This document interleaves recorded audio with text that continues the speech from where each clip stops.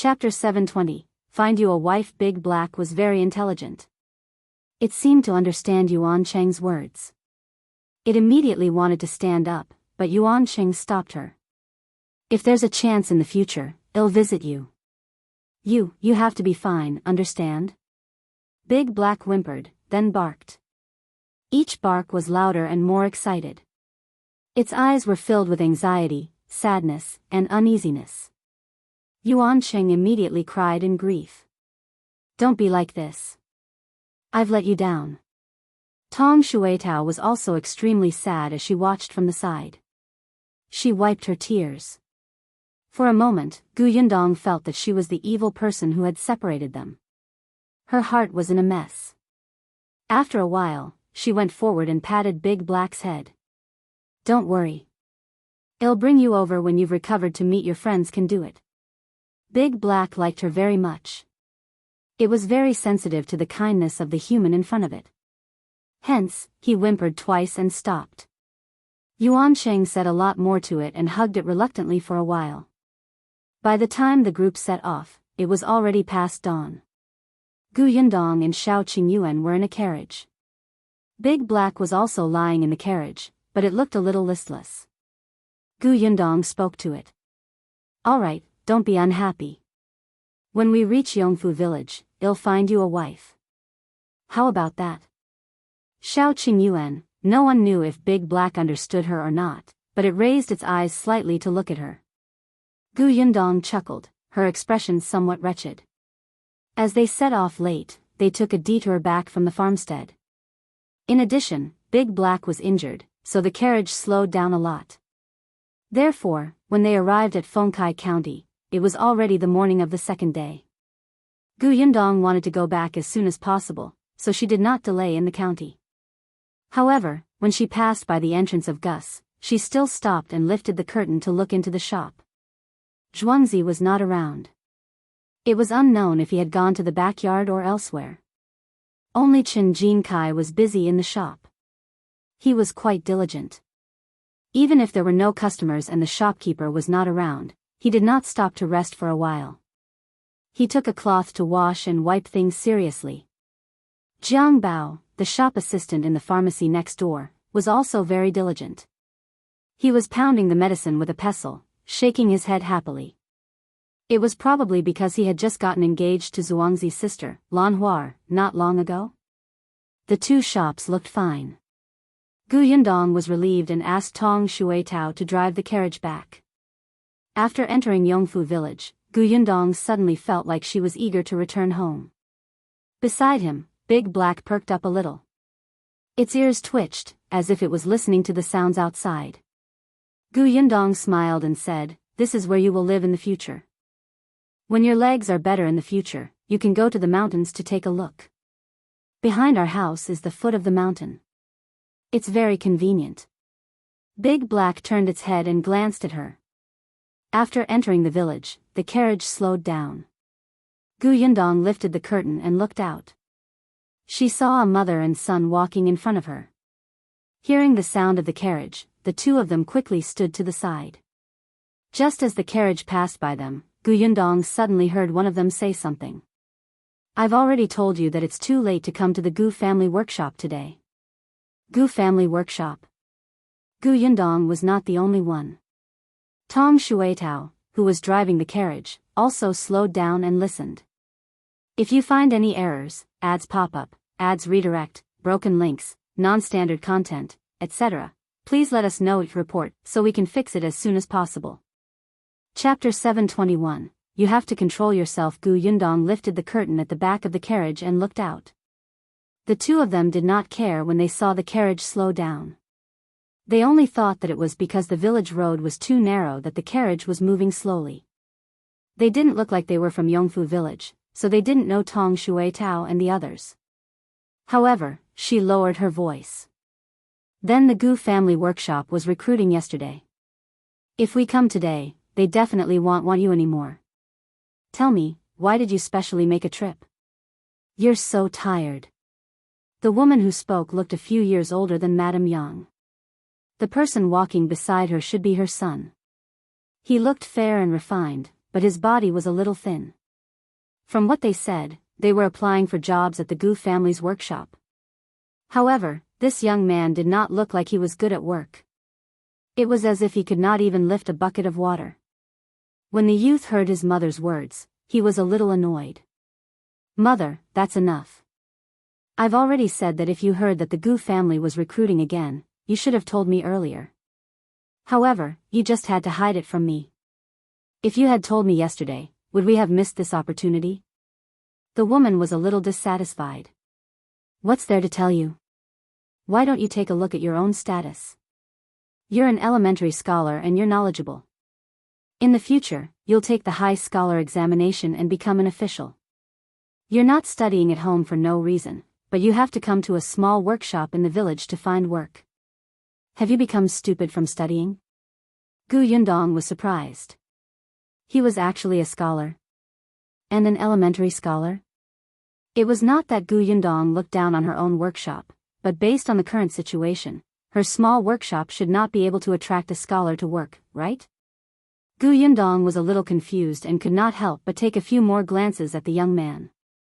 However, before she could take a closer look, a pair of hands suddenly appeared in front of her and blocked her vision.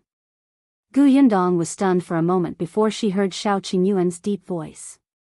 "Is he very good-looking?" "Huh?" The voice was very close, and it sounded like he was gritting his teeth. Gu Yundong could clearly hear the jealousy in his tone. For some reason, she was in a good mood.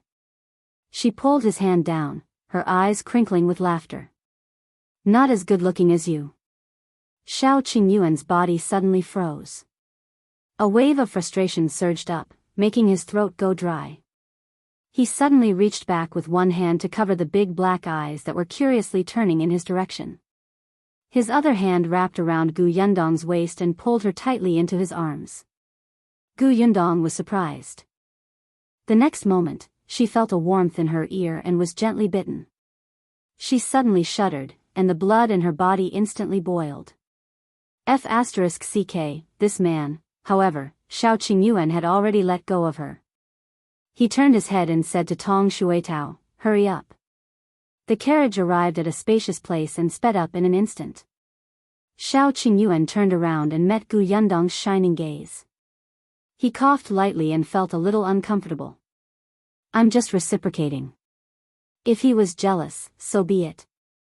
To hell with reciprocating. Gu Yundong snorted and reached out to rub his face. "You have to control yourself. I'm not of marriageable age yet." Shao Qingyuan was speechless. "You were the one who kissed me first." However, he smiled and said, "You'll be coming of age next month. You'll be fine then. If you find any errors, ads pop up, ads redirect, broken links, non-standard content, etc., please let us know it report so we can fix it as soon as possible." Chapter 722, The Nest of the Bedham. Next month? So soon. Gu Yundong was in a daze when she realized that time had passed in a flash. She had been in Yongfu village for almost a year. "Miss, we're home." Tong Shuitao's voice came from outside. Gu Yundong looked up at Shao Qingyuan, who was still waiting for her answer. He chuckled and jumped off the carriage. "Help me carry Big Black in." Shao Qingyuan couldn't help but laugh. He was actually a little resentful that time had passed too slowly. He felt that it was too cold when he built such a big house. He only lacked a mistress at home. If only they could get married as soon as possible. He got out of the carriage and carried Big Black down. Tong Ping had already told them about Gu Yundong's return, so Madame Tong and her daughter-in-law had already prepared the room. The moment Gu Yundong entered, she instantly felt relaxed. She put away the things she had brought from the prefectural city. When she saw Shao Qingyuan carrying Big Black in, she immediately got busy making a nest for it. Father Tong wanted to take over, but Big Black had just arrived at an unfamiliar place and was still uneasy. His entire body was on guard, and he kept shrinking back. Gu Yundong could only let Father Tong go out first, indicating that she could do it with Shao Qingyuan. Currently, the conditions were limited. Gu Yundong wanted to make a simple nest for it to live in. Later, she would find a carpenter to build a wooden house for Big Black. No matter what, it would be a member of the family in the future. They had to take good care of it. Shao Qingyuan looked at Big Black enviously. He also wanted a nest, the kind of nest that was already a bed. He turned around and went out to get the big basket. There seemed to be one in the backyard. He should be able to use it for Big Black to sleep for the time being. He had just walked out of the door when he saw Tong'an rushing over. When he heard that Yundong was back, he hurried over to report his work. However, before she could step through the door, she heard a voice from outside. "Is this the Gu family? We're here to look for work." Shao Qingyuan immediately guessed that it was the mother and son from before. He immediately said to Tong'an, "Go and take a look. If they're not suitable, just send them away." Tong'an was stunned. He subconsciously turned around and left. However, after taking a few steps, he felt that something was amiss. Why did it sound like young Master Shao really hoped that the person who came was not suitable? However, Tong'an also felt that it was inappropriate. He had already released the news about the recruitment the day before yesterday. It had already ended yesterday. The other party had only arrived today, making people feel that they did not take him seriously. Tong'an's first impression was not good, but he did not expect the other party to be an elementary scholar. After all, talents were rare. The workshop was filled with farmers, and there were not many who could read. The other party was an elementary scholar, so Tong'an felt that he could still consider the application appropriately. If the man really stayed, the workshop might be able to attract more well-educated people in the future. Yundong naturally heard that cry, but she did not care. It was agreed that the first round of recruitment would be handed over to Tong'an, even if the other party was a knowledgeable elementary scholar. She did not intend to interfere. If the elementary scholar passed Tong'an's assessment, Yundong would just have to wait and see. She only took the basket from Shao Qingyuan. This basket was very big and not tall. Even with Big Black's size, it could completely fit in. Yundong had placed an old and unused blanket and some clothes under it. They were all clean and soft. She stretched out her hand and tested it. When she felt that it was okay, she let Big Black in. Unexpectedly, a sharp cry suddenly came from outside. If you find any errors, ads pop up, ads redirect, broken links, non-standard content, etc., please let us know each report so we can fix it as soon as possible. Chapter 723, Do You Not Have a Mouth? Why don't you want my son? My son is an elementary scholar. He's knowledgeable and capable. If you want those bumpkins, why can't you want my son? The woman's voice was a little loud. Tong'an did not expect her to suddenly become so agitated. He immediately wanted the two of them to leave, but the woman had already shouted inside, Boss Gu, quickly come out, right? Your manager is not good people. He's afraid that my son is an elementary scholar who has the ability to snatch his position. He actually doesn't allow my son to come to the workshop to work. My son is an elementary scholar, Yundong and Shao Qingyuan looked at each other and shrugged helplessly. Let's go out and take a look. Tong'an was furious. He had really underestimated the mother and son. This woman actually sat on the ground and did not leave. He immediately wanted to get someone to chase them out, but Yundong had already come out. She glanced at the madam sitting on the ground, then at the fair youth, and suddenly laughed. Your mother is sitting on the ground. Aren't you going to help her? The young man looked a little embarrassed. He quickly went forward and wanted to help the woman up. The woman snorted and looked at Yundong. Who are you? I want to see Boss Gu. I am she. The woman was stunned. She had heard that the eldest daughter of the Gu family was in charge of the Gu family's workshop, but she did not expect to see such a weak-looking woman. Wasn't the boss supposed to be a tigress with a ferocious aura that could intimidate men? When the young man heard this, he helped his mother up even more anxiously. Mother, stop making a scene. The woman stood up unwillingly. Only then did Yundong look at Tong'an. What happened? Miss, this gentleman wants to work in the workshop. However, the conditions are a little high. Right after Tong'an said that, he heard the woman's raised voice. How are the conditions high? My son is an elementary scholar. If he works here as an accountant, his monthly salary will only be 5 taels a month. How is that high? Boss Gu, don't listen to his nonsense. I think he treats my son as a threat to his position, so he rejects my son with an excuse. Gu Yundong waved her hand, as if she did not want to hear what the woman had to say. She looked at the young man and asked, Your mother said that you're an elementary scholar, right? That's right. Gu Yundong smiled. Since you're an elementary scholar, you're naturally knowledgeable. Why don't you go to the county city to find work? Even if you don't become a teacher in a rich family, those shops should want you, right? Why do you have to come to a small workshop like mine that has only been open for less than a year to be an accountant? This young man looked to be around 20 years old. He was already an elementary scholar at such a young age, which meant that he was indeed talented. The young man was still hesitating when the woman shouted again, Why? My son is just, don't you have a mouth? You keep letting your mother answer questions for you? The woman was stunned, and a trace of embarrassment flashed across the young man's face. He quickly said, I heard that the Gu family's workshop has good benefits and high wages, so I came to look for work. Gu Yundong smiled and shook her head. No matter how good the benefits are, it's just a small workshop. If you don't want to tell the truth, you can leave. After saying that, she turned around and left. The young man immediately panicked. Wait. If you find any errors, ads pop up, ads redirect, broken links, non-standard content, etc., please let us know each report so we can fix it as soon as possible. Chapter 724. Whoever hires him is an idiot. Gu Yundong paused and turned to look at him. The young man tugged at his fingers. Independent Illinois, just tell the truth. I'd like to hear the details. The young man gritted his teeth and said in a low voice, although I'm an elementary scholar, am not good with words. Previously, I did want to go over and be a teacher, but I couldn't speak the moment I met a student. In the end, I could only give up.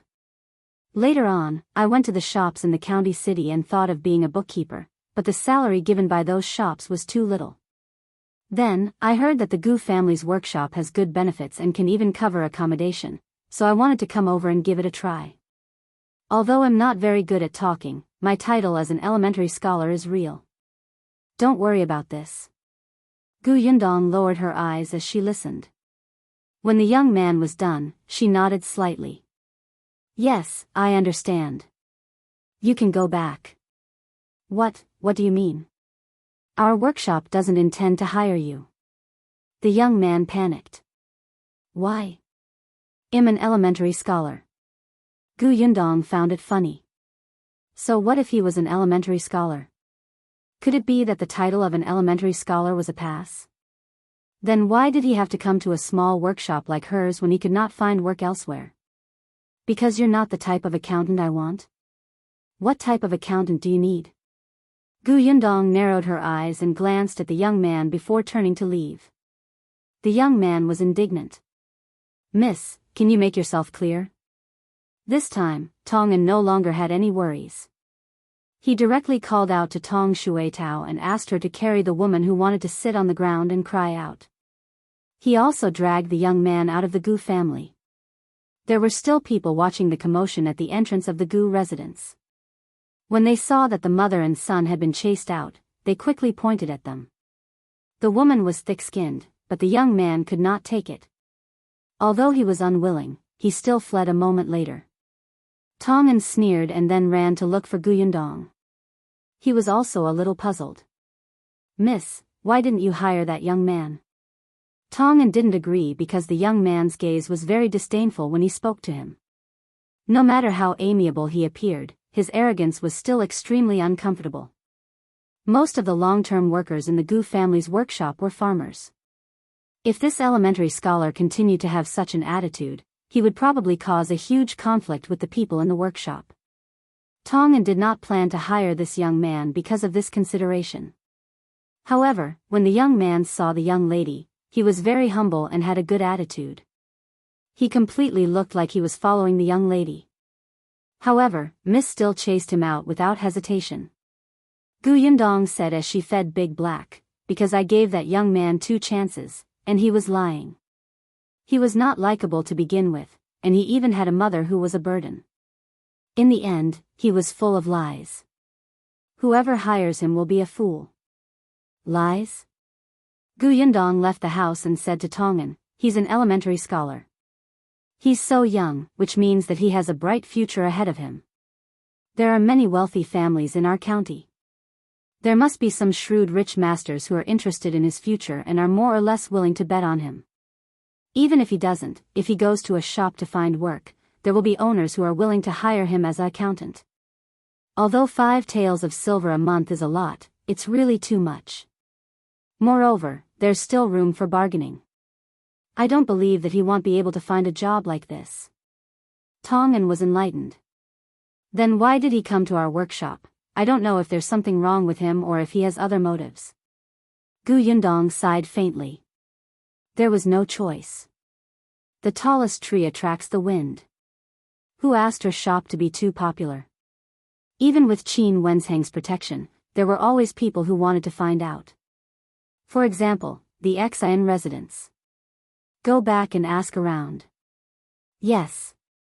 Tong An's entire body trembled, and he instantly felt that he had a heavy responsibility.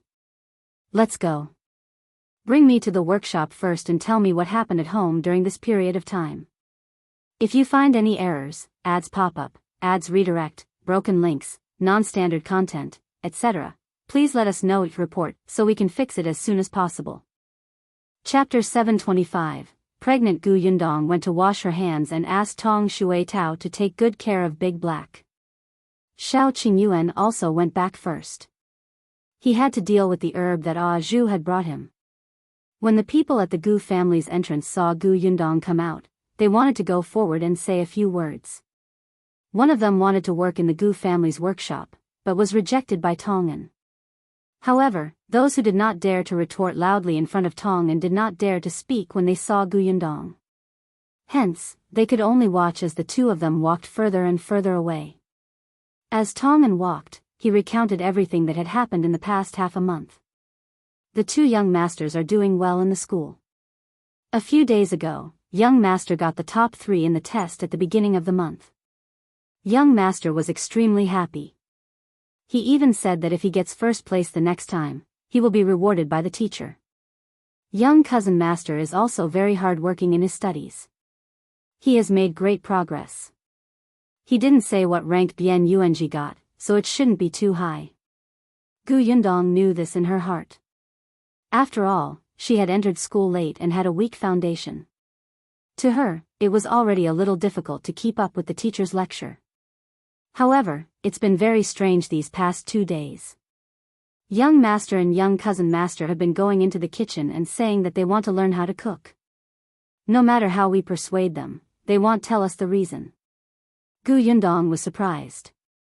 Yunshu and Yuanji were going into the kitchen. What was going on? It seemed like she had to ask the 2 little ones properly after school. Everything is fine at home. Also, my sister-in-law is pregnant again. Yundong stopped in her tracks and asked in surprise, really? Yes, she just saw a doctor yesterday. This is a joyous occasion. It's worth celebrating. The Tong family did not have many children. Tong Shuai-Tao was the only one in her generation. She was already so old this year and did not have any siblings. Tongan had been hurt before, and others did not know if he would get married and have children in the future. Hence, wasn't it a joyous occasion for the Tong family to have a new member? Yundong reckoned that when little Peach found out, she would be overjoyed. After explaining the Gu family's situation, Tongan started talking about the people in Yongfu village. The Zheng family's days were getting better and better.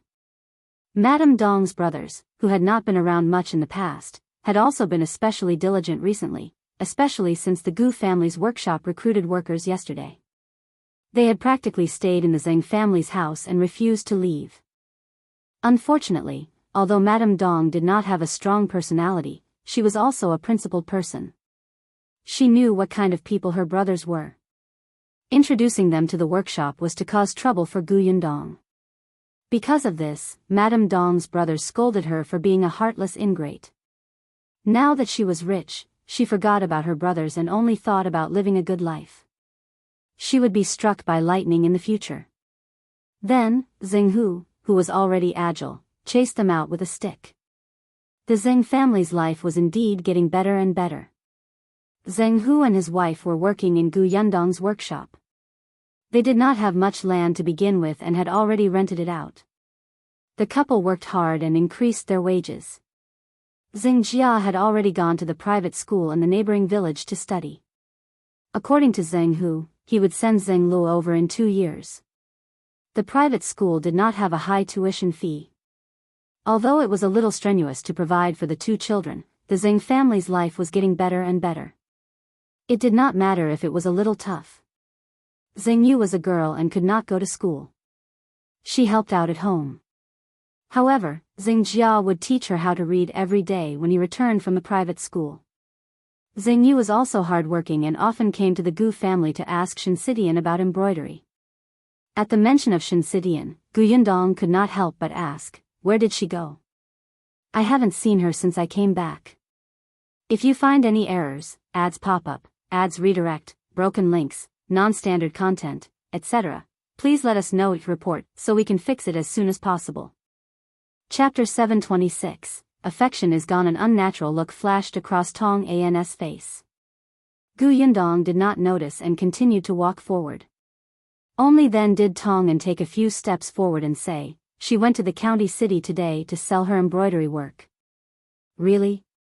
How's her embroidery sales these days?" Tong An quickly lowered his head and said softly, "Well, I'm not too sure." Gu Yundong nodded and did not ask further. After all, there were differences between men and women. It was indeed inappropriate for Tong An to ask too much about Shinsishan's private matters. She changed her mind and asked about other things. Tong An exhaled slightly before continuing. The Zheng family was getting better and better now. It was said that they would renovate the house next year and plan to build 2 more rooms. At that time, they would give each of the children a room. Compared to the Zheng family, the Shi family had changed even more. Not only did the Shi couple manage the orchard for Gu Yundong, but they also earned a lot of money. Coupled with Zhuangzi, who was now the shopkeeper, the changes in the Shi family were visible to the naked eye. During this period of time, the Shi family had already been renovating the house. In addition, Lan Hua and Jiang Bao had just gotten engaged and were about to get married next year. However, Lan Hua did not have a proper boudoir of her own. The Shi couple wanted her to get married in a grand manner, so the first thing they renovated was Lan Hua's boudoir. Now that Lan Hua matter was settled, Zhuangzi was still alone. The Shi couple was very anxious. Their neighbors and friends stared at Zhuangzi as if he was fat meat. They wished they could tie him up and make him their son-in-law. This was a shopkeeper. He had become the head shopkeeper of a county shop at such a young age. He was too promising. Moreover, the Shi couple had a good personality and were not domineering. His sister-in-law was about to get married and they were even renovating the old house. Which woman would not enjoy life after marrying him? However, Zhuangzi was unwilling no matter what. He simply did not come back after his family said too much. During the past 10 days, he had been living in the county shop for half of the time. If there was anything, he would ask Chen Jinkai to help pass on a message. Gu Yundong did not know whether to laugh or cry when she heard that. This was a career-type man, completely devoted to work. Speaking of Chen Jinkai, Tong An suddenly thought of something. Madame Fang even returned to Yongfu village and ran to the village chief's house to cause a scene. It could be said that she ruined her last relationship with the Chen family. What did she do? She said that Jiang Yongkang was not nice to her and scolded her every day. She asked the village chief to help divorce him. However, the village chief is in an awkward position right now. He's neither from Madame Fang's maternal family nor from her husband's family. Madame Fang is no longer a member of Yongfu village either. He couldn't care less about her, so he asked her to talk to her maternal family. Seeing that he was unwilling to help, Madame Fong cursed him for his lack of conscience and kept slandering him. In the end, Madame Zhou couldn't take it anymore and went up to slap Madame Fong twice. The two of them started fighting. Later on, for some reason, Madame Fong accidentally bumped into Chen Jinkai's 12-year-old son. His son's head hit the door frame on the spot, scaring the entire family. Fortunately, the doctor said that it was nothing serious. Only then did the Chen family heave a sigh of relief. However, they had completely drawn a line with Madame Fong and would pretend not to know this person from now on. When Gu Yundong heard this, she sighed with emotion.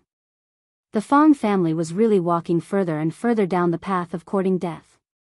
As they spoke, the two of them had already arrived at the entrance of the Gu family's workshop. When she saw Gu Yundong enter, everyone in the workshop greeted her. They looked very happy. If you find any errors, ads pop up, ads redirect, broken links, non-standard content, etc., please let us know each report so we can fix it as soon as possible. Chapter 727, Giving Red Packets, Increasing Pay. Gu Yundong looked around and realized that although everyone was in good spirits, their bodies were indeed quite tired. She knew that everyone had been working hard recently. In order to keeping the supply in the shop, no one had rested. Gu Yundong was very touched by how much everyone had sacrificed for the workshop. Especially when she saw the inventory in the storeroom at the back, she was even more moved.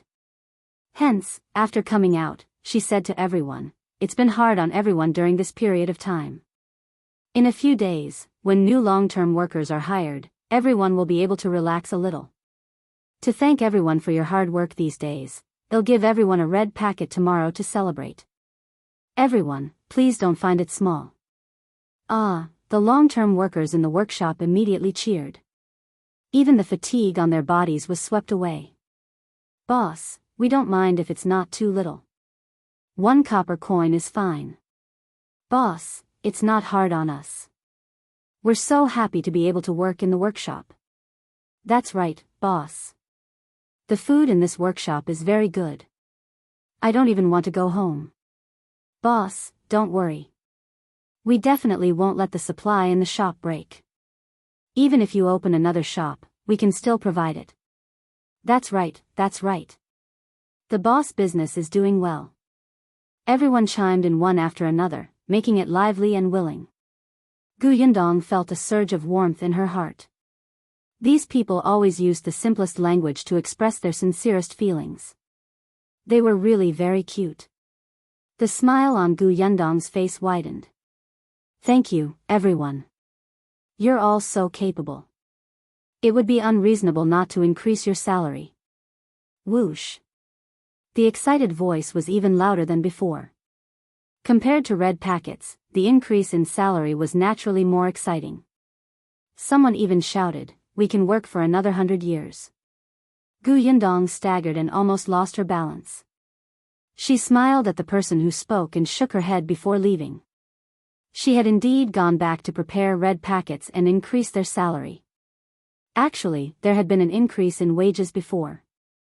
Now, most of the people in the workshop earned 800 copper coins a month. The junior managers already had 1 tael of silver. The Zen couple each had 1 tael of silver each. This time, the salary was raised to 1 tael for everyone else, and 2 taels for the junior managers. It could be considered an increase of 200 copper coins each.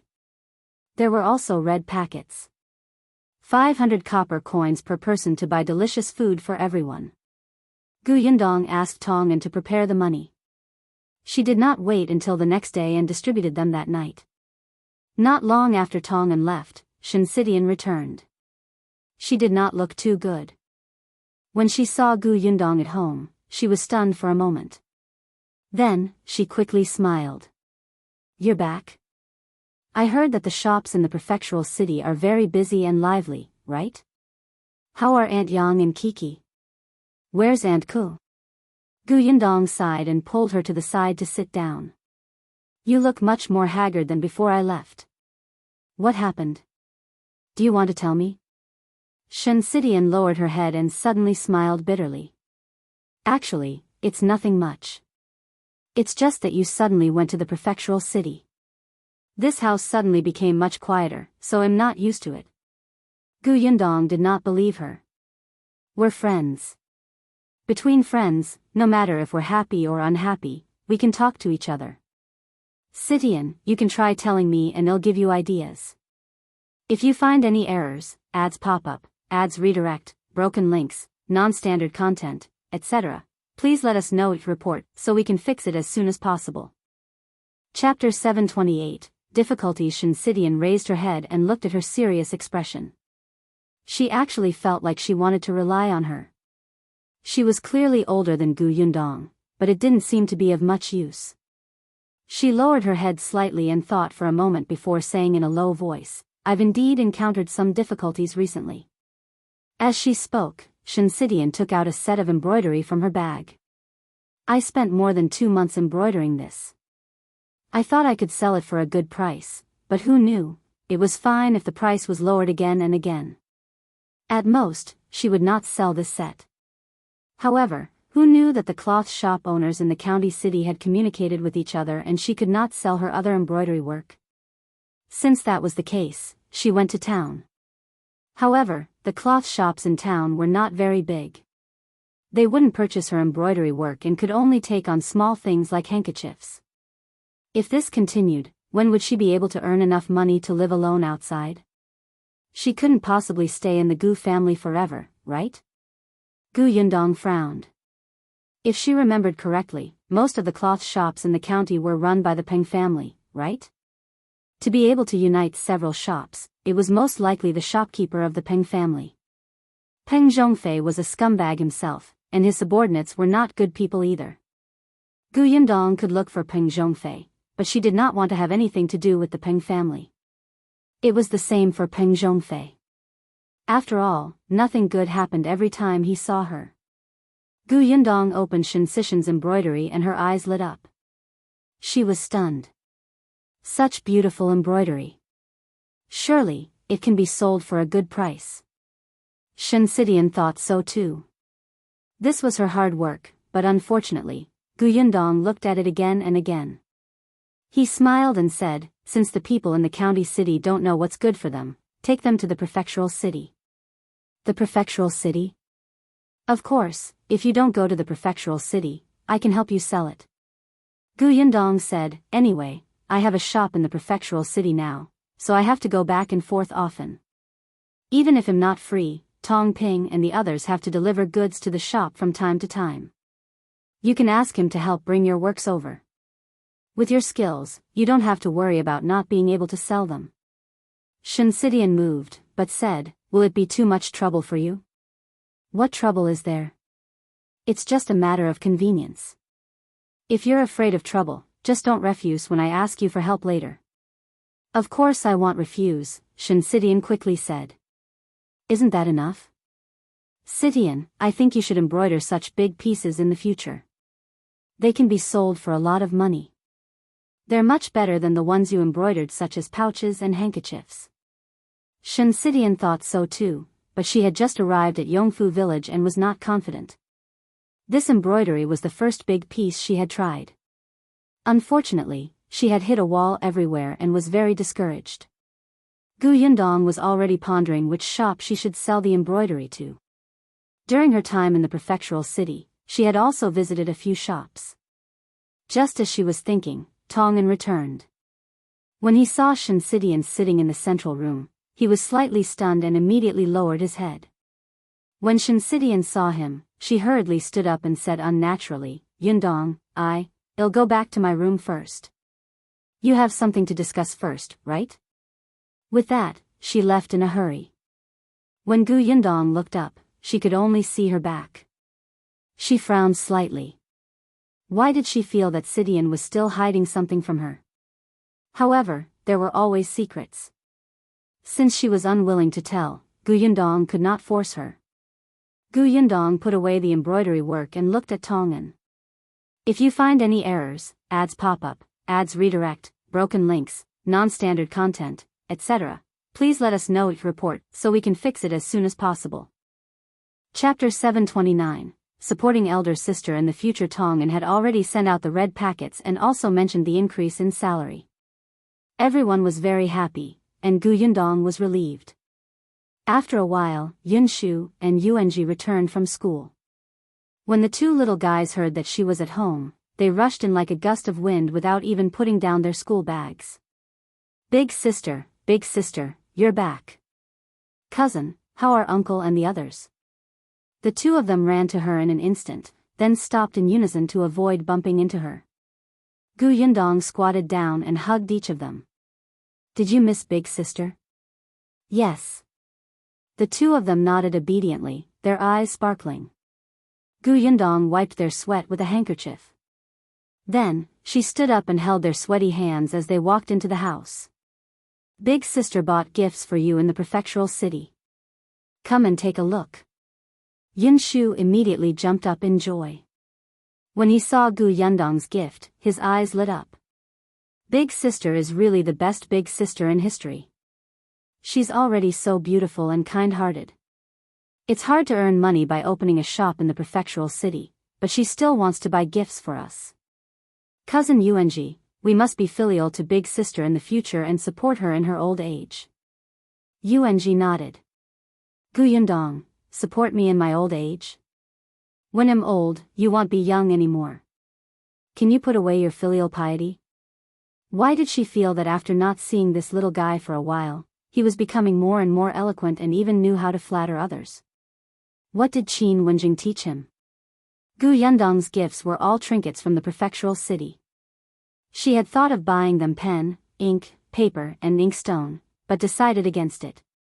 Studying was already so tiring, so they had to relax appropriately. Those toys were quite good for entertainment and relaxation. After the two of them put down their school bags and became less excited, Gu Yundong started chatting with them about the recent situation. The two little fellows seemed to be very interested in how Gu Dajiang entered Tianhai Academy, so Gu Yundong told them the entire process as if she was telling a story. The two of them were especially fascinated as they listened. Yunshu sighed and said, "My father is really too smart. Cousin Yuanji, what if the two of us want to go to Tianhai Academy in the future and the mountain elder makes things difficult for us? Moreover, if he learns from my father's lesson, the difficulty of the questions will definitely be even greater. Maybe they'll ask you who you should save when your big sister, uncle, aunt, and Kiki fall into the water." Yunshu nodded heavily. Looks like I'll have to think about this from now on. After some thought, he shook his head. No, I should start learning how to swim from now on. When the time comes, I can tell the mountain elder that I will save all four of them. Gu Yundong was speechless. Can you guys be more realistic? Does the mountain elder have nothing better to do? Does he have to rack his brains to think of 3 difficult questions for every student who enters the school? Won't his head go bald? However, Yunshu felt that what he was thinking about now was very realistic. This was called taking precautions before anything happened. He had to consider all the possibilities. What if the mountain elder wanted to make things difficult for him even at the risk of going bald? After all, the man did not gain any advantage from his father, and might want to make things difficult for the son. Gu Yundong actually felt that what he said made sense. Chapter 730, A carriage came to Yongfu village. Forget it, let's not care about him. Gu Yundong shook her head and saw Shao Qingyuan enter. He was here for dinner. Speaking of dinner, Gu Yundong suddenly thought of something. Gu Yundong called Yunshu and Yuanji, who were thinking about the problem. I heard that you've been going to the kitchen for the past 2 days to make your own food. Yunshu admitted it readily. Yes. Why did you go to the kitchen for no reason? Kiki's birthday is at the end of the month. Kiki likes to eat, so I thought that I would make something delicious for her. He was the older brother. Last time, he had an unforgettable birthday. It was Kiki's turn. He also wanted to give his sister a surprise birthday gift. Gu Yundong was stunned for a moment before he laughed. That's a good idea, but you're still young. You have to be careful. When you're in the kitchen, you have to be watched by the adults. She didn't object to the children entering the kitchen. Not to mention Yunshu, even Kiki had to do what she could. However, the prerequisite was that there were adults present. Otherwise, if there was danger, others would be caught off guard. Yunxu nodded vigorously. I know. I cherish myself very much. Oh right, elder sister, what birthday gift did you prepare for Kiki?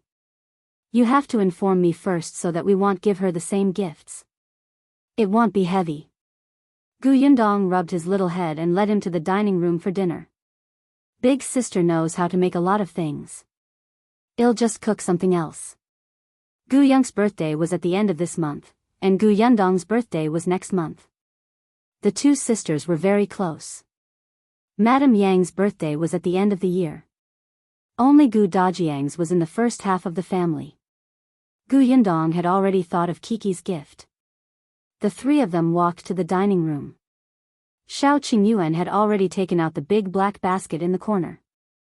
Yunxu and Yuanji were stunned when they saw Big Black. Big dog? Sister, why do we have a big dog? This is Big Black. Yundong told them about Big Black. The way they looked at Big Black instantly changed. Big Black is a hero. We will definitely treat Big Black well in the future. Be good and eat first. With Yundong around, the two little guys and Shao Qingyuan had a huge appetite. They only stopped after eating 2 big bowls. The next day was the day that Yundong finally decided on the long-term workers. This time, she prepared to recruit 50 people. This way, the workshop would have 100 long-term workers. The workshop was also big enough to accommodate 100 people. There were still many applicants, even more than the last time. After all, there was a long time between the recruitments this time. Everyone in the surrounding villages knew how good the benefits of the Gu family workshop were. Especially those who had relatives and friends from Yongfu village. They spread the news one by one and were very popular. However, Tongan had already selected 80 people beforehand. Yundong only needed to choose 50 people from these 80 people. Half a day was enough. Yundong quickly decided on the candidates. This time, there were many villagers who were far away. Fortunately, the workshop had already prepared accommodations for those who could not go home. After the recruitment was completed, the long-term workers went back to prepare. They came to work the next day. As soon as they arrived, the pressure on the workshop instantly decreased a lot. Tong Ping and the others no longer had their hands tied when transporting goods to the prefectural city, and they even collected carts of fruits.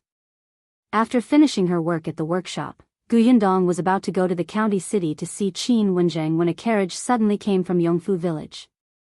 The carriage stopped in front of Shao Qingyuan's courtyard door, and a noble young master got out. Chapter 731, Shao Qingyuan, you have no principles. Yundong stood at the door and waited for Tong Shui Tao to come over with the carriage. Hence, she immediately saw that person and immediately watched in surprise as he walked into Shao Qingyuan's courtyard. Shen Sitian, who was standing beside her, frowned slightly. Who is this? He even brought 2 guards with him. Don't tell me he's here to cause trouble for young Master Shao. Yundong shook his head. No. She thought for a moment and said to Shen Sitian, tell Shui Tao that we won't be going to the county for the time being. I'll go to the Shao family's house to take a look. Shen Sitian nodded and Yundong strode towards the Shao family. The 2 guards guarding the Shao family's door immediately stopped her. Yundong rolled his eyes. Your young master is a guest at someone else's house, and you want to stop the master? The 2 guards looked at each other. You're the master? Yundong nodded. Just as she was about to shout, she saw Mao run out. Miss, come in quickly. Yundong glared at the 2 guards and went in.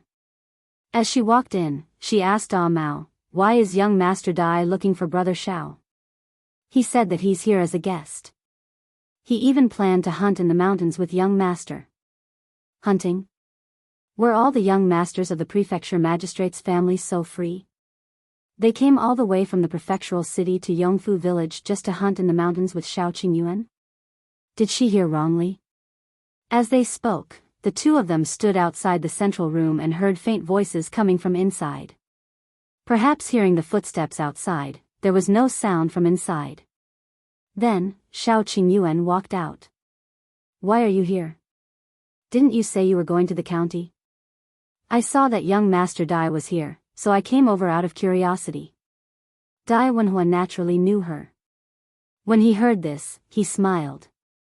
Miss Gu, how have you been? My mother has been talking about it every day these past few days, hoping that Miss Gu will return to the prefectural city as soon as possible. I came here today without telling her. Otherwise, my mother might have come to look for Miss Gu. Young Master Dai, you must be joking.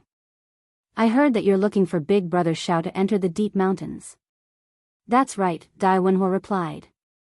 Previously, I heard from young Master Liu that Shao Qingyuan often enters the mountains. Not only can he fight tigers, but entering the mountains is like entering the back orchard to him. Therefore, I wanted to ask him to enter the mountains to take a look. Miss Gu wouldn't refuse, right? Gu Yundong touched her chin. Deep into the mountains? David's last sentence was just a joke. Unexpectedly, she suddenly fell silent as if she was really thinking. Dai Wenhuo's mouth tightened. You're not really refusing, are you? Gu Yundong looked up and suddenly smiled. Why wouldn't I let you go deep into the mountains? But I'll go with you. David was speechless. Shao Qingyuan frowned. You want to go? Yeah. Shao Qingyuan frowned even more, clearly not agreeing. Dai Wenhuo said, Miss Gu, this isn't too good, right? This time, we won't be able to come out in 5 to 6 days. It's especially tiring. You're a delicate lady. Not only will it be dangerous, but you'll also suffer a lot. Most importantly, she would be a burden. They were not going on an outing. Gu Yundong looked at Shao Qingyuan with a smile. The latter surrendered in a second and exhaled slightly. All right, let's go together. Dai Wenhuo jerked his head around to stare at him in astonishment. You agree just like that? Aren't you being too unprincipled? Dai Wenhuo's expression turned a little ugly. He wanted to say something, but Shao Qingyuan said, well, set off at 5 tomorrow morning. Chapter 732, Gu Yundong's mounting bag. Gu Yundong immediately nodded. Then I'll go back and prepare. I'll look for you tomorrow. After saying that, she hurriedly ran back to the Gu family. She was really preparing herself. She had entered the mountains before. The last time she encountered a wild boar, she was already at the edge of the mountains. However, this time, Dai Wenhuo said that they would be gone for at least 5 to 6 days, so they had to walk inside even more. Therefore, she had prepared a lot of things. She had a spatial storage, so it wouldn't be a problem for her to bring a mobile RV over. Unfortunately, she had to restrain herself in front of so many people. She couldn't exaggerate. Therefore, she planned to make a hiking bag. Most of her things would be placed in her space.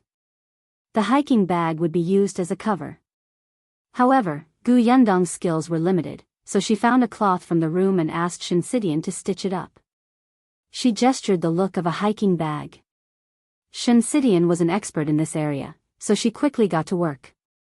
Gu Yundong thought that she had to have a tent to live in the wild. Otherwise, it would be inconvenient to sleep at night. There were a few modern tents in her spatial storage, but they could not be used. After some thought, she took out the oilcloth and asked Madame Jiang to help sew a simple tent. Madame Jiang was pregnant now, and Gu Yundong did not allow her to do heavy and dirty work. However, it was not a problem to do some embroidery work. When the bags and tents were ready, Gu Yundong began to prepare some food and necessities. Food was not a problem. They would not be short of food when they went hunting in the mountains. She needed a water bag. The water in the mountain was very clear, so it would not be lacking. She had to prepare a lighter and an umbrella. She could not lack medicine for external and internal injuries. Shao Qingyuan would definitely prepare it. Gu Yundong only had to prepare it in his spatial storage. There were also clothes, hats, and gloves. Now that the weather was gradually cooling, it would definitely be colder in the mountains. Should she bring the cutlery? Gu Yundong looked at the things she needed to bring now and decisively brought a small milk pot that someone had made for her some time ago, as well as a few pairs of chopsticks and spoons. This made it seem like they were really going on an outing. Hopefully, Wenhuo wouldn't say anything. If he was dissatisfied, she would not share these things with him. He would suffer. However, her guess was right. Wenhuo was indeed very unhappy. After Yundong left, he walked up to Qingyuan and asked, "Are you really planning to bring her into the mountains? She's a woman and she's delicate. I'm afraid she'll complain that she's tired before we even enter the mountains. Are we going to send her back then?" Qingyuan glanced at her. Yundong is not an ordinary woman. This situation won't happen. Of course I know that she's not an ordinary woman. Otherwise, she wouldn't have opened such a big shop and made his parents trust her so much. But no matter how extraordinary she is, she's still a woman. There are many snakes, insects, rats, and ants in the mountains. She must be afraid, right? She's not afraid. Qingyuan frowned. Yundong is skilled. Wenhuo could tell that in this person's eyes, his fiancée was a good person and would not have any problems. He felt that if he continued, Qingyuan would probably be angry. But he still felt that he should not bring Yundong along, so after thinking about it, he simply changed his words. "Alright, I know that Miss Gu is very awesome. It's not a problem for her to enter the deep mountains. But have you thought about it? There are 2 of us men, plus my 2 guards. There are 4 men and 1 woman. Isn't there a lot of inconveniences?" Qingyuan felt that it did make sense. Chapter 733. This is different from what we agreed. Wenhuo saw that his expression had softened and continued, "Furthermore, we'll be gone for a few days this time. Miss Gu is very busy with her shop. This is delaying her matters, right? Also, although you and Miss Gu are engaged, you're not married after all. If her parents know that you brought her into the mountains, will they be angry and think that you're unreliable? What if there's a change in the marriage?" Qingyuan frowned even more. Wenhuo was very good at talking. Every word hit the nail on the head. After a long silence, Qingyuan finally nodded. "I'll persuade her not to go." Wenhuo heaved a huge sigh of relief. He had finally been persuaded. It was not in vain that he had tried so hard to persuade him. However, when Qingyuan went to the Gu residence, he was told that Yundong had gone to the county city. He thought that perhaps she was going to Gus to give some instructions, so he would wait for her to come back. Qingyuan also had to prepare some things he needed to enter the mountain. However, he waited until the next morning when they were about to set off. It was not even 5 o'clock when Yundong arrived at the Shao residence with a huge hiking bag and a thin and strange walking stick. Yundong wanted to get Qingyuan a hiking bag, but time was limited. She was already in a hurry to make one, so she could only give up. The moment she entered the Shao family, she saw Qingyuan tying a bag. Qingyuan also saw her. She was wearing men's clothes and her hair was tied into a ponytail. The cuffs on her arms and ankles were tightly tied. She looked clean and valiant. Qingyuan couldn't move his eyes away. Yundong walked forward and placed the huge hiking bag on the table. She said, "Look, I prepared this. I asked Sidian to sew it for me yesterday. The spatial storage inside is huge and can hold a lot of things. See if I have everything. Do you need me to bring anything else?" She seemed to be looking forward to it. "Don't bring what I have. It's tiring to carry the same stuff." Wenhuo, who was leaning against the door not far away, was stunned when he saw the huge backpack. Did this girl really think that they were going on an outing? With such a bag, she would probably not be able to carry it before she reached the foot of the mountain, right? He reckoned that she would have to let Qingyuan carry this bag. Suddenly, he felt that Miss Gu was such a worrisome woman. Fortunately, he had already persuaded Qingyuan yesterday not to let her follow. Wenhuo waited for Qingyuan to refuse, but he did not expect that after seeing Yundong's excited expression and the carefully prepared backpack, Qingyuan would immediately nod and say, "It's very complete. This bag is so big. Let me carry it." "David?" Did he hear wrongly? What did Shao Qingyuan say just now?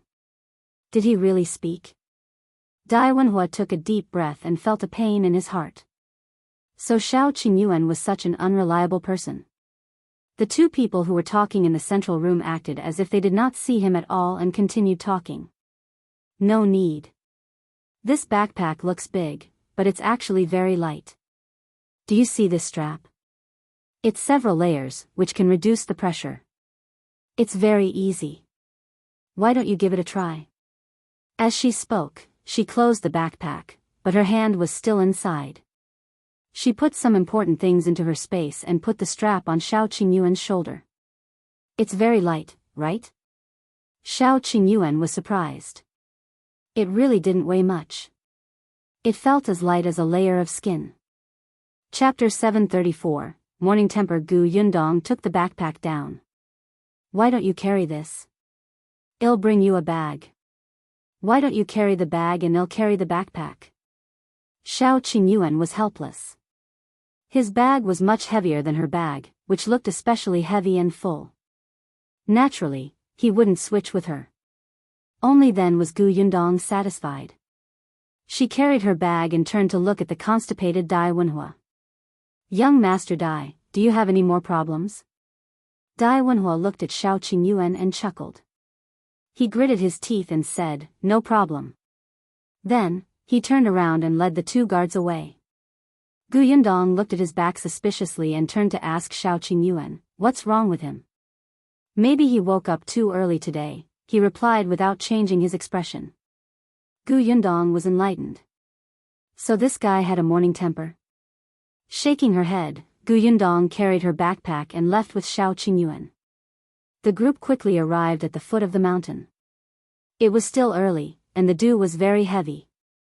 However, there were already many villagers working in the fields not far away.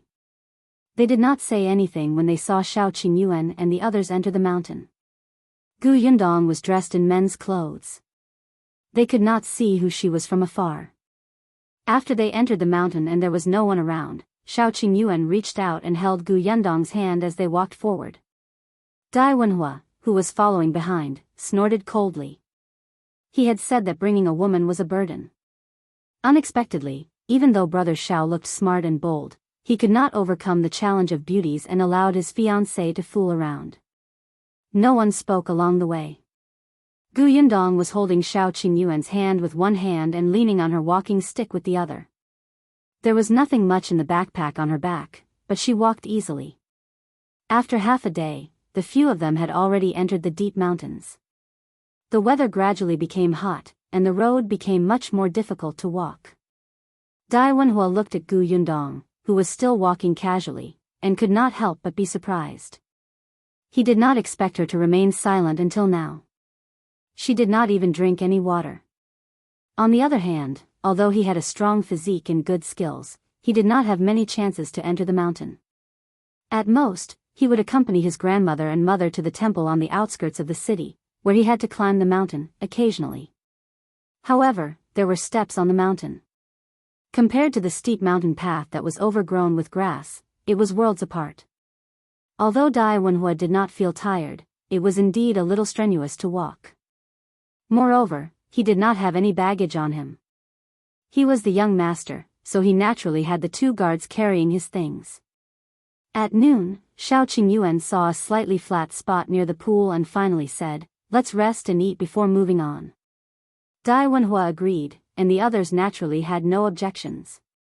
Shao Qingyuan placed the bag on his back on the ground and found a rock for Gu Yundong to sit on. I'll go hunt 2 pheasants.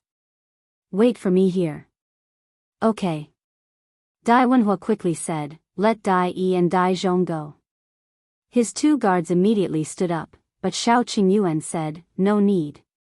I'm familiar with this place. I'll be back soon. With that, he carried his bow and arrow and ran out agilely. Dai Wenhuo still gave Dai Yi a look, and the latter quickly followed. Gu Yundong looked at him with a faint smile. After half a day, she could tell that Dai Wenhuo had a problem with her following them into the mountains. However, it didn't matter. She squatted down and opened her backpack. Then, she took out the small milk pot and washed it in the water. David was speechless. Chapter 735, Sharp Contrast Pot. She actually brought a pot? Did she really think that she was here for an outing? Wenhuo could not understand what was going on in this woman's mind. However, Yundong had already started to look for rocks to build a small stove. Wenhuo frowned. At the same time, the other guard, Zhong, felt that it was not good to let a girl do things, so he whispered, "Young master, I'll go nearby to pick up some firewood." "Okay, go ahead." Zhong did not walk far either. He was within sight and could come over if anything happened. After Zhong left, Wenhuo finally could not take it anymore and walked towards Yundong. His tone was still rather gentle. "Miss Gu, it's not good to go hunting in the mountains with a pot, right? How can it not be good? It's convenient to cook." As she spoke, she took out a seasoning bottle from her backpack. Wenhuo's mouth twitched. "We went into the mountains to hunt. We're not that particular about food." "You can't say that. Although we're on the mountain and there are limited conditions in all aspects, we have to give ourselves the best treatment we can, right? It won't delay things even if we bring the pot. We can eat some vegetables and rice occasionally after we eat too much roasted meat. This time, we'll be on the mountain for a few days." When Wenhuo heard about the rice, he wondered if she had brought the rice with her. Sure enough, Yundong took out a small bag of rice. It was not much, but she could still eat a few meals with some water and porridge. Wenhuo was suddenly at a loss for words. He felt a little irritated. "You sure know how to enjoy yourself. So young Master Dai came to the mountains to suffer?" Yundong was surprised. "In that case, I'll put less rice. Coincidentally, this pot isn't very big." It was enough for her and Shao Qingyuan to eat. She was indeed as good as her word. Wenhuo almost fell back in anger. Forget it. He did not want to waste any more time. He returned to the rock he was sitting on and took 2 sips of water from the water bag. He did not want to talk to Yundong anymore. Not long after, Zhong found a lot of dry firewood. Yundong didn't use the firewood. She found a few large pieces of dry wood, lit a fire at the bottom, and covered it with a lid. She let the small milk pot boil. Then, she found 2 wild vegetables beside her. After washing them, she placed them on the oilcloth and cut them into pieces. When Shao Qingyuan and Dai returned with 2 pheasants each, Yundong had already prepared everything. There was even a fragrance coming out of the milk pot. Shao Qingyuan was a little surprised. "You're cooking porridge?" He hadn't looked carefully before and didn't notice that she had brought rice. Yundong looked at the pheasants in his hand. Yes, they were very fat and tender. She wanted to take them, but Shao Qingyuan didn't let her. "I'll handle it." Although he did not know how to cook, it was not a problem for him to deal with wild chickens and rabbits. He could light a fire and roast them to make do. Yundong did not move. Shao Qingyuan and Zhong took the pheasants to the river to kill them. After a while, they cut open the pheasants and skewered them to roast. Wenhuo only let out a sigh of relief when he smelled the roasted chicken. He quickly sprinkled the seasoning on it. His 2 guards took out a few pancakes from their bags. They were made by the old woman from the Shao family before they went out this morning. There were a lot. The pancakes were dry and could last for 2 days.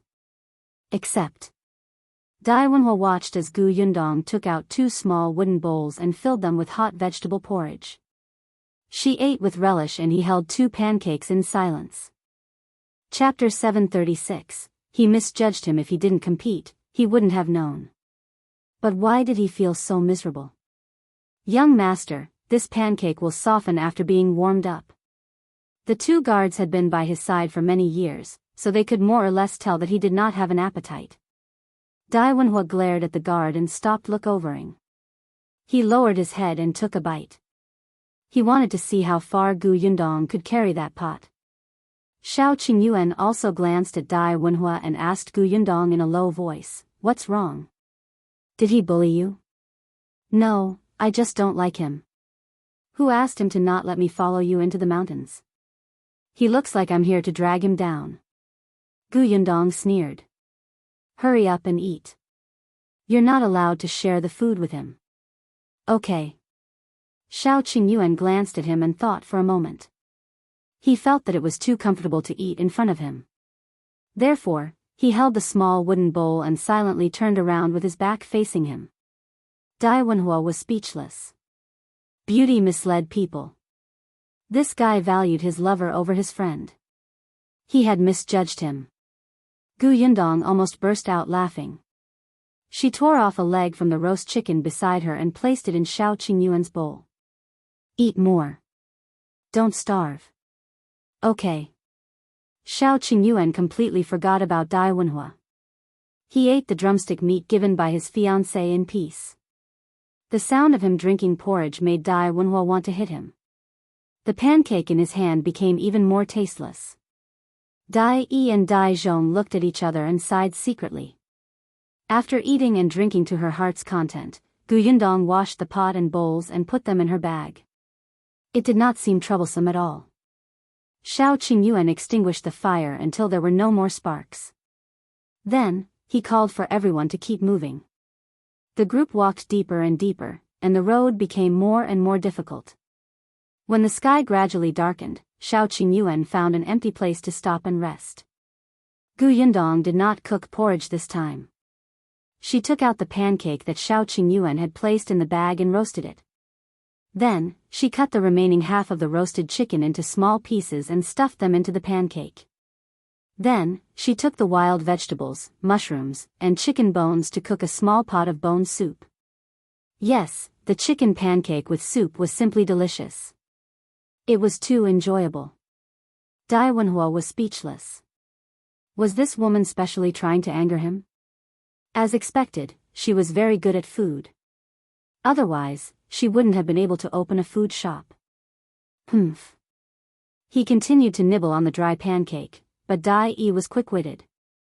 He imitated Yundong and stuffed chicken into the pancake.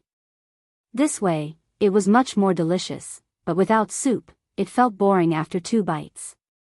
Shao Qingyuan silently turned his head and continued to turn his back to them. After dinner, Wenhuo began to set up his tent. His tent was the kind of simple tent used for marching. It was very sturdy and durable. He wanted to see what Yundong would do at night. She was capable of cooking and had enjoyed it for the entire day, but the most difficult thing was to sleep at night, right? Wenhuo knew that Shao Qingyuan basically spent the night on trees when he went deep into the mountains. However, the trip this time would be long, so he also prepared a tent. Still, Wenhuo had seen it last night. Shao Qingyuan's tent was actually just a layer of cloth.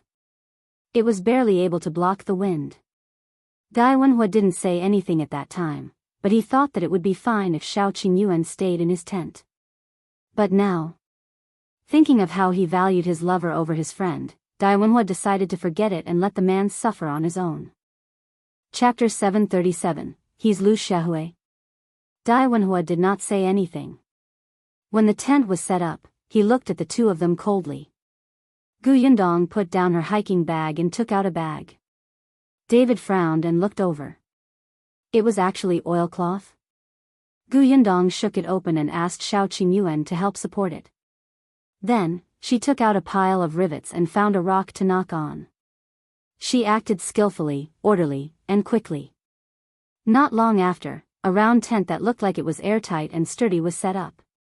Yundong unbuttoned the tent and entered to take a look. Yes, it was too wet to sleep like this. Although there was a layer of oilcloth underneath and a pile of grass under the oilcloth, it was still a little cold. She did have a damp-proof pad, but unfortunately, it couldn't be used here. Until Shao Qingyuan opened his bag and took out a piece of leather to lay on it. Yundong immediately laughed. You're so thoughtful. It's getting late. Just go in and rest. With that, he raised his tent that could not be simpler than a layer of cloth. The corners of Yundong's mouth twitched. He put away the tent.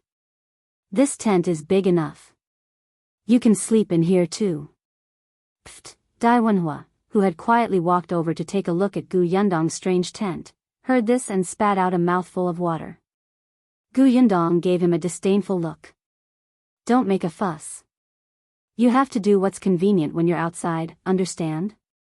This was nothing convenient, right? Gu Yundong ignored him and turned to look at Shao Qingyuan. However, she saw that he was stunned and did not move. She could tell that he was nervous when she saw him swallowing uncomfortably. Shao Qingyuan thought about it very much. He felt that he should stay in the same tent as Yundong. But in the end, he still had to consider her reputation.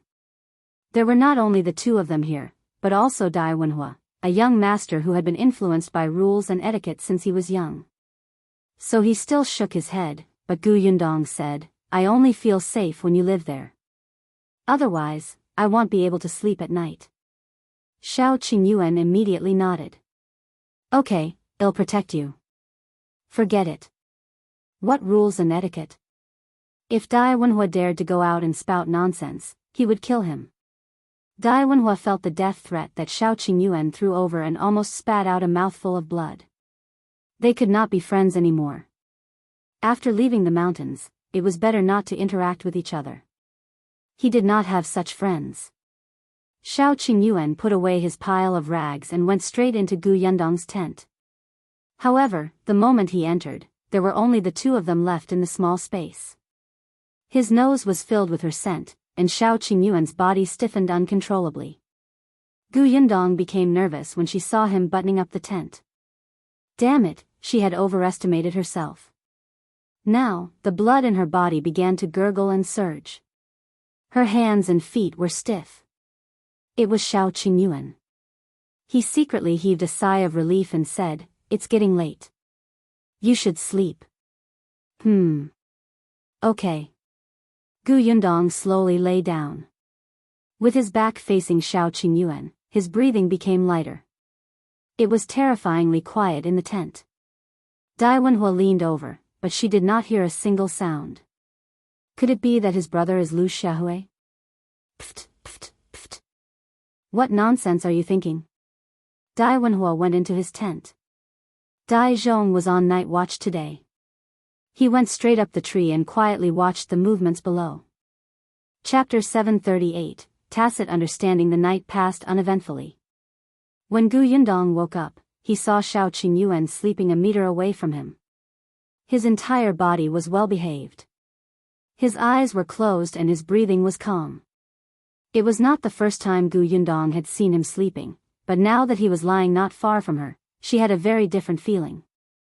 The first thing she saw when she woke up was him. She could be in a good mood for the entire day. Gu Yundong could not help but smile as she slowly sat up. However, no matter how gently she moved, Shao Qingyuan still opened his eyes instantly. There was a moment of confusion in his eyes, but he quickly regained his senses. You're awake? He had just woken up and his voice was a little hoarse. However, Shao Qingyuan looked at her with a burning gaze. He subconsciously reached out and pulled her into his arms. He had wanted to do so last night, but he was afraid that he could not control his impulses so late at night. Now. Shao Qingyuan suddenly coughed lightly and immediately let go of her. Wait here for a while. I'll get water for you to wash up. With that, he turned around and left the tent, looking a little disheveled. Gu Yundong was stunned for a moment before she suddenly laughed out loud. Did he not know that it was easy to be impulsive in the morning? She stretched her back and packed her things. After tidying up, the few of them set off again. However, although they said that they were going into the mountains to hunt, in fact, everyone was distracted. Shao Qingyuan didn't care much about the prey. Before he came out, he had brought a small basket that was hanging on his waist. Along the way, he had been looking for precious and rare herbs. Dai Wenhuo said that he was here to kill big guys, so he pretended not to see any roe deer, wild boar, deer, or sheep on the way. At most, Dai Zhong and Dai Yi would hunt wild chickens and hares to fill their stomachs. But Gu Yundong still noticed that Dai Wenhuo seemed to be looking for something. What was he looking for? Gu Yundong did not ask and pretended not to know. On the third day, the group stood at a fork in the road. When Shao Qingyuan asked which way they were going, Wenhuo asked him, "Have you explored both roads?" Shao Qingyuan shook his head. "I've been to the left, but I've never explored the right." Wenhuo said, "Then take the right." He smiled. There might be something good. Shao Qingyuan had no objections. He had been to the left side before, and there were not many medicinal herbs. This time, he could check the right. Perhaps he could find Bai Muzi. The group walked to the right for another day. Perhaps because it had been a long time, Wenhuo became a little anxious. However, Yundong felt that he might have eaten too much meat and was getting fired up. Forget it. For the sake of his mother, Yundong still gave him a portion of porridge when she cooked again. Otherwise, what if he went back another day to complain? She would be so embarrassed about Madame Dai. However, at night, she told Shao Qingyuan about Wenhuo. "He must have something to do in the mountains and asked you to lead the way." "Yes, I know." Shao Qingyuan nodded. "But since he didn't say, there's no need for us to ask. We're just leading the way. Everyone has a tacit understanding." He had already seen it. Someone who really wanted to go hunting in the mountains should not have such a reaction. After a pause, Shao Qingyuan continued, "Do you still remember that Qin Wenjing was looking for me?" Yundong was stunned. Why was it related to Qin Wenjing again? She frowned and thought for a moment. A moment later, she suddenly remembered. "You mean the last time he asked you to talk alone?" Chapter 739, Pretend Not to Know. Shao Qingyuan nodded. "Qin Wenjing asked me about some things in the mountains. This time, Wenhuo asked me to bring him into the mountains. Perhaps there's something in the mountains we don't know." Yundong gritted his teeth. Qin Wenjing is in cahoots with Wenhuo. This goddamn guy promised not to drag us into his mess. As expected, he didn't do it. I guess there's no other way. Shao Qingyuan felt that no matter if it was Qin Wenjing or Wenhuo, they were doing their best to not let them get involved in these matters. But there were some things that could not be avoided. Yundong snorted and did not say anything. Qin Wenjing and Wenhuo were both the emperor's men. What they wanted to do was naturally what the current emperor wanted to do. Yundong thought that the emperor was a wise ruler and had done her favors. If she could help without implicating herself, she would help. Shao Qingyuan looked at her unhappy expression and smiled. She said that she wanted to draw a line, but with her current relationship with Qin Wenjing, how could she draw a line? She treated Qin Wenjing as a friend, so she naturally wouldn't stand by and do nothing. Since he had said so, Yundong continued to pretend that she did not know Wenhuo's motive. The next day, they continued walking. Shao Qingyuan was familiar with the roads in the mountains. He knew that Wenhuo might be looking for something, so he deliberately avoided the traces of those large beasts. On the fifth day after they entered the mountains, Shao Qingyuan discovered traces of a bear. He led his men in the opposite direction. However, since Wenhuo was looking for something, he naturally paid special attention to all kinds of traces. He also saw the footprints of the bears, but at the same time, he also saw traces similar to humans entering and leaving. Delight appeared on Wenhuo's face, but he did not want to implicate Shao Qingyuan, especially with Yundong around. Therefore, he continued to walk forward and asked Zhong to investigate. Zhong used the excuse of hunting rabbits to run away. Yundong and Shao Qingyuan did not expose him, but they slowed down. Before noon, they stopped to eat. Yundong no longer had any rice. She did not bring much. There was still some dried meat and some wild vegetable soup. Just as she was scooping a bowl of soup for each of them, a banging sound suddenly came from not far away. The few of them quickly stood up and picked up their weapons.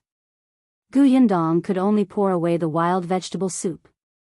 He stuffed the hot pot into the oil bag and put it in his backpack. At the same time, she stored it in her spatial storage. Soon, the sound got closer and closer. After a while, Zhong ran over in a sorry state. As he ran, he turned around and said, "Run." "What happened?" Pythons, 2 pythons are coming this way. 2. The few of them quickly packed up and prepared to leave. However, the 2 pythons moved very quickly and arrived in front of him in a short while. Moreover, they looked very agile. They instantly wrapped around a big tree at the side and swooped towards them with their mouths wide open. Yundong quickly jumped up and dodged to the side. The crossbow in her hand shot out with a whoosh. At the same time, Qingyuan aimed his bow at the same python. Wenhuo and the other 2 dealt with the other one, but he was very surprised. At this time, the pythons should be hibernating. Even if they weren't hibernating, they shouldn't be so agile. Chapter 740, Wenhuo grabs Yundong and runs away. Zhong pointed at the stomach of one of the pythons. It was bulging and looked like there was something inside. Wenhuo suddenly remembered the traces of people passing by on the ground and immediately understood. Someone must have disturbed these 2 pythons, and they were swallowed? Wenhuo frowned. How long have they been swallowed? She wondered if they could be saved. Zhong shook his head. From the looks of it, it's been a few hours. There's no hope. Wenhuo did not ask further and began to focus on dealing with the pythons in front of him. They were all skilled people and had sharp weapons in their hands. It was not difficult to kill the pythons. Therefore, not long after, the pythons could not defeat their encirclement and fell to the ground with a bang. The other one suddenly went crazy. Its tail wrapped around the tree and its head began to hit the other trees crazily. Yundong quickly dodged to the side to prevent the branches from hitting her. Unexpectedly, just as she dodged, she bumped into Wenhuo, who was walking over. Just as she was about to curse him for getting in her way, something suddenly fell in front of her. Yundong's expression changed slightly and her pupils constricted. Wenhuo screamed, "Run!" Then, she subconsciously grabbed Yundong's wrist and ran forward. Yundong was speechless. Qingyuan hurriedly chased after him. Yundong. Yundong did not even have time to respond. At this critical moment, Wenhuo, this lunatic, was extraordinarily fast. She did not even have the time to stop when she was dragged forward. She could only hear Qingyuan's cries and buzzing. The sound was so stimulating that it made one's scalp tingle. She inadvertently glanced at her head and was shocked by the huge hornets behind her. Wasn't this too much? Hearing the buzzing sound getting closer and closer, Wenhuo sped up. Yundong was caught off guard and fell forward. However, before she could fall, Qingyuan, who had rushed up from behind, had already picked her up and carried her on his shoulder before running forward. Yundong was speechless. She lay on Qingyuan's shoulder with a look of despair. In the end, she dug into her pocket and took out 2 masks. She put one on her face. Then, she turned around with great effort and put it on Qingyuan. After running for an unknown period of time, the buzzing sound behind them finally became softer and softer. In the end, they could no longer hear it. Only then did they slowly exhale and stop. The situation was urgent just now, so Qingyuan did not think too much about it. He only wanted to catch up to Yundong as soon as possible. Only then did he realize that he should not have run like this. He squatted down to check on Yundong. "Are you all right?" Yundong was fine, but she felt uncomfortable from the bumps. This was a mountain road. She had already tried her best to control herself when she was carried like this on the mountain road without vomiting. Yundong did not want to speak. She sat on a rock at the side and gently rubbed her stomach. She took out some preserved sour fruit and stuffed it into his mouth. Qingyuan took out a water bag and fed her 2 mouthfuls. Then, he went to see Wenhuo and the other 2. Wenhuo was fine, but Zhong, who was at the back, had been stung in 2 places. His situation was not good now. His face was swollen and painful, accompanied by dizziness. He could not stand steadily. Qingyuan quickly walked over. "Let him sit down first. It'll help him squeeze the venom out first." He asked Yundong for vinegar and asked Dai Yi to apply it on him. Then, he said, I'll go nearby to look for the purple flower earth ding. After saying that, he stood up. However, just as he raised his head to look around, he frowned. Chapter 741, Alone they were lost. Shao Qingyuan pursed his lips. He wasn't afraid of getting lost. If he was given more time, he could still find his way. However, Dai Zhong had been stung by the hornets. He definitely could not stay in the deep mountains anymore. He had to get out as soon as possible. As Shao Qingyuan found the purple flower earth ding and crushed it for Dai Zhong to ease the pain, he lowered his eyes and thought about leaving the mountain. Dai Wenhuo had no intention of continuing to search. He came over to discuss with Shao Qingyuan. He also had a map in his hand. It was about the villages around the Nine Tigers Mountain. Shao Qingyuan was more familiar with the Nine Tigers Mountain. Based on the time and route when they entered the mountain, he could roughly guess where they were now. Let's go out of the mountain first. This way, it should be between Shaoshi village and Heshan village. Dai Wenhuo nodded. After resting for a while, he helped Dai Zhong out of the mountain. Fortunately, although Dai Wenhuo led everybody on the wrong way for a while, he was aiming out of the mountain. Therefore, when the group saw the village, the sky had just darkened. The few of them heaved a sigh of relief and quickened their pace. Just as they reached the foot of the mountain, they bumped into a young man carrying a basket on his back. The young man was stunned for a moment. Who are you? After staying in the mountains for so many days, especially in the end, when they almost lost their shoes to avoid the hornets, they were in a sorry state. Yundong, on the other hand, was better off. Hence, she went forward and asked, "May I ask where this is?" "We lost our way hunting in the mountains and finally found our way." The young man's eyes widened. "You guys went deep into the mountains?" He then looked at Dai Zhong, who clearly did not look too good. "Is he injured?" "He was stung by hornets," Yundong said. The young man quickly said, "Then we have to find a doctor to take a look first. If a hornet stings someone, it will kill them. This is Qingyuan village. My house is down there. Why don't you go to my house to rest first?" As he spoke, the youth tightened the basket on his back and hurriedly led the way. Qingyuan village? This didn't seem to be within the range of Shaoshi village to Heshan village. It seemed that they had deviated from the route, but fortunately, they had a place to stay after leaving the mountains.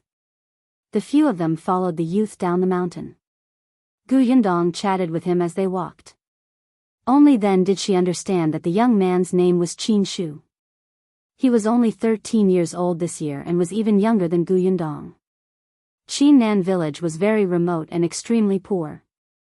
There was a river separating it from Qinbei village on the other side.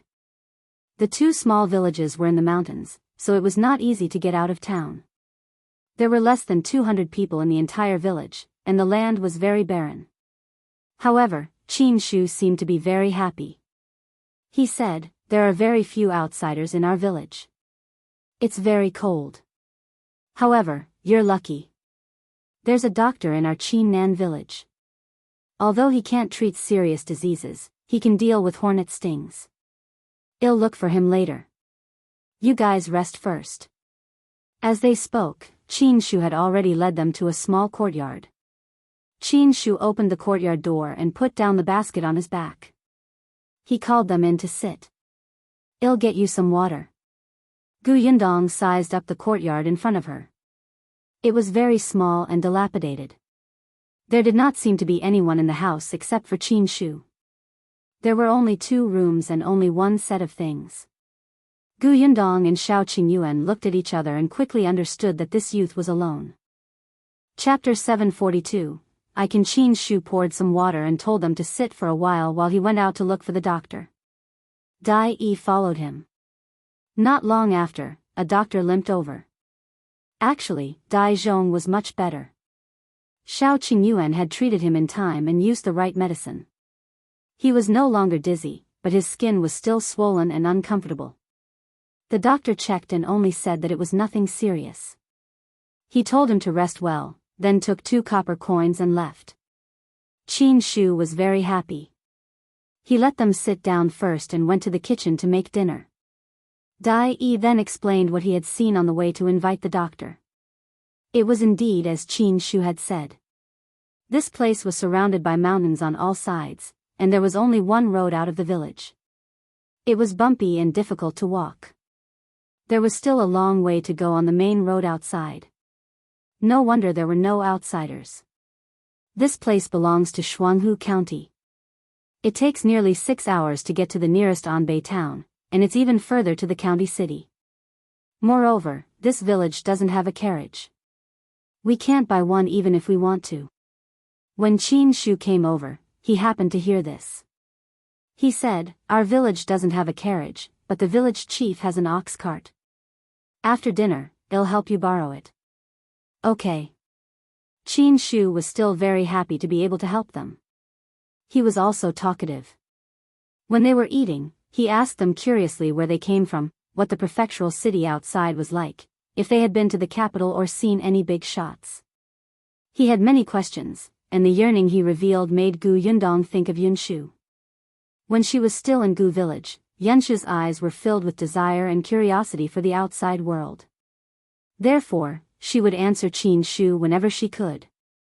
Qin Shu was indeed satisfied. After dinner, he brought the few of them to the village chief's house. Gu Yundong already knew that Qin Shu had lost his parents when he was young. His father had passed away long ago and his mother had remarried. It was said that she had left Qinnan village and gone outside. No one knew where she was now. Perhaps, this was also one of the reasons why Qin Shu was curious about the outside world.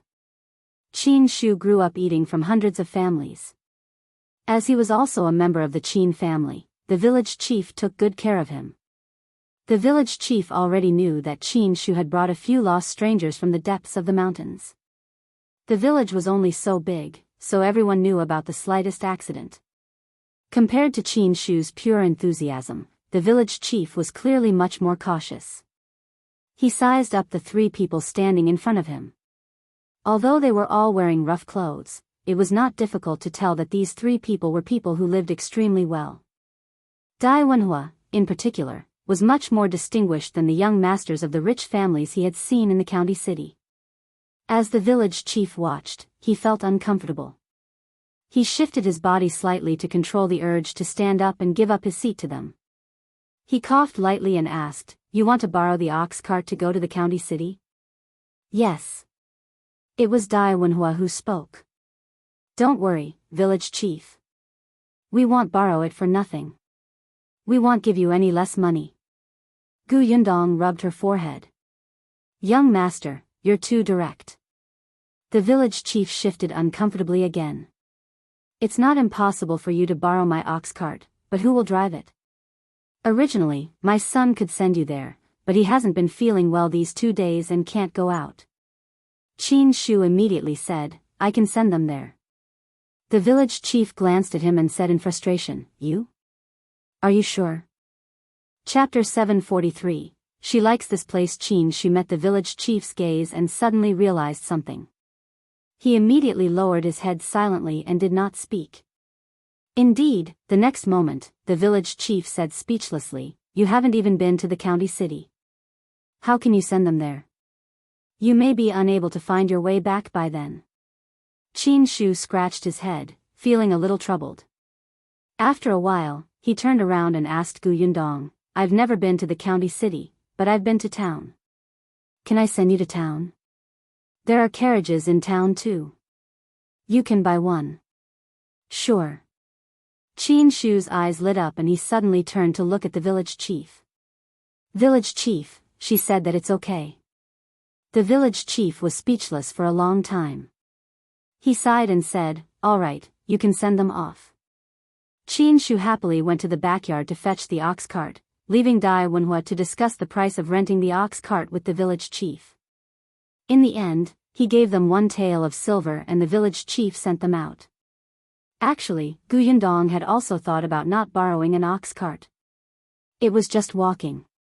It was not like she had never walked before. However, she did not know if Dai Zhong would be able to completely recover tomorrow.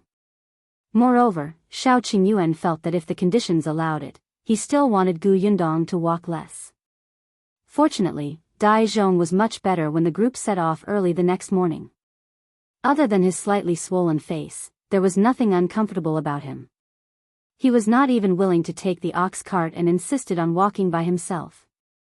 It was Dai Wenhuo who shouted at him.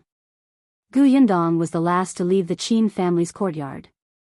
When no one was paying attention, she placed 2 bags of rice and flour into the rice jar in the kitchen. They were all taken out from her spatial storage. With the hiking bag as a cover, Qin Shu would only think that she had taken it out of her bag. The Qin family's conditions were really not good. The 5 of them ate at his house twice and finished the last bit of flour. This child was too generous. Seeing that they were all grown men, he gave them a lot. As he only took out coarse grain buns, he felt very embarrassed. Fortunately, there were no outsiders in this village. Otherwise, this kid would probably be robbed. However, it could be seen that although there were not many people in Qingyuan village, their relationship was very harmonious. Otherwise, Qin Shu, who had no parents since he was young, would not have developed such a personality. He had probably received the care and help of the villagers since he was young and was filled with gratitude. Moreover, she heard a neighbor quietly come over and ask Qin Shu if there was enough food at home. After putting down the rice and flour, Gu Yundong came out with the hiking bag. The ox cart was already set up, but there were too many people. It was impossible for everyone to sit on it. Gu Yundong was a woman, so Shao Qingyuan was the first to help her up. In addition to Dai Zhong, there were only 2 people in the carriage. Even Qin Shu could not sit. The farmers cherished the ox very much. If it was not necessary, they could not bear for it to suffer. If it were not for the injured and the woman among them, Qin Shu would not have helped to borrow the ox cart from the village chief's house. The group walked towards the entrance of the village. On the way, many people from the village looked at them curiously. Gu Yundong looked over. These people smiled, and some children hid away shyly. Gu Yundong suddenly liked this village very much. It was a very peaceful, simple, and friendly village. Although it was remote, it actually felt like a paradise. It was only when they were outside the village that Gu Yundong slowly retracted her gaze and looked at the narrow road that led to town. Although they had set off early in the morning, the journey was really long. It was not until noon that they finally arrived at Anbei town. If you find any errors, ads pop up, ads redirect, broken links, non-standard content, etc., please let us know each report so we can fix it as soon as possible. Chapter 744. A few people pass. Compared to Qingyuan village, Anbei town was much livelier. Qin Shu had been very excited since he entered the town. He had never been to the county city. Even the number of times he had come to Anbei town could be counted on 10 fingers. However, he restrained his excitement and introduced it to Gu Yundong and the others. The second intersection over here is the largest restaurant in Anbei town. I heard that the food there is especially delicious, especially the braised fish. It's fragrant and tender. The fish were caught from our Tong Lake alive. There's an inn on the right. It's also the best in town. I heard that the best first-class rooms even have incense. There's also a school there. The teacher is a high scholar. He's very awesome. By the way, if you want to buy a carriage, it's over there. There's a carriage shop. They rent and sell carriages. The village chief told me that the shop's price is very fair. You won't be afraid of being scammed. As he spoke, Qin Shu drove the ox cart towards that carriage. However, he was stopped by Gu Yundong. It's already noon. There's no hurry to go to the carriage shop. Let's go eat first. That works too. Gu Yundong said, let's go to the restaurant you mentioned just now. Since we're here, let's try the delicious braised fish you mentioned. Qin Shu could not help but swallow his saliva. Without saying anything, he drove the ox cart towards the restaurant. They stopped 5 to 6 meters away from the restaurant. He said, go over. It's not good to park an ox cart in front of the restaurant. I'll wait for you here. I'll bring you to the carriage shop after you're done eating. You're not going? David was about to leave when he paused.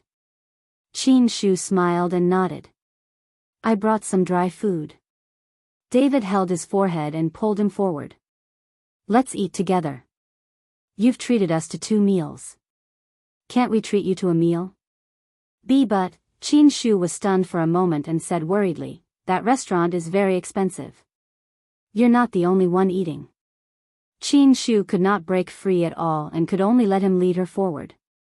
The few of them were dressed in clothes that did not look good or rich. Fortunately, the waiter in the restaurant was not the kind of snobbish person. He was only slightly stunned for a moment before leading them inside. When they arrived in town, it would be Wenhuo home ground. He directly asked the waiter to find a private room on the 2nd floor for them. The first thing he ordered was the braised fish that Qin Shu had mentioned. However, after the food was served, everyone took a bite and felt that it was ordinary. Hence, almost everyone only touched their chopsticks once before stopping. At first, Qin Shu was too embarrassed to eat, but seeing that everyone was not eating anymore, he felt that he could not waste it. He gritted his teeth and moved his chopsticks. In the end, almost the entire fish went into his stomach. He felt that it was very delicious and thought that he could tell everyone when he got back. This restaurant's braised fish was indeed worthy of its reputation. After eating and drinking their fill, everyone heaved a sigh of relief. Although the food in this restaurant was not good, it was still much hotter and more delicious than the food in the mountains. Qin Shu was very embarrassed. He seemed to have eaten quite a lot too. At this moment, he did not rest anymore. He stood up and said, Independent Illinois, go pull the ox out first. After the few of them entered the restaurant, the waiter brought the ox to the backyard to eat grass. He hurriedly stood up and opened the door of the private room. A few people happened to pass by outside and were shocked by his sudden action. If you find any errors, ads pop up, ads redirect, broken links, non-standard content, etc., please let us know each report so we can fix it as soon as possible. Chapter 745. Very similar. One of them saw that Qin Shu was dressed in tattered clothes and could not help but scold, be careful. Can you afford to compensate if you bump into him? As soon as he finished speaking, Shao Qingyuan suddenly raised his head and looked at the man who spoke. His eyes narrowed. Wenhuo, who was beside him, wanted to retort, but Shao Qingyuan stopped him. Those people only said this before leaving. Qin Shu also hurried out of the private room and went to the backyard to fetch the ox cart. As soon as the door of the private room closed, Wenhuo looked at Shao Qingyuan, who had a serious expression on his face. Why are you stopping me? Yundong said at the same time, do you know the man who spoke? Shao Qingyuan was actually a little uncertain.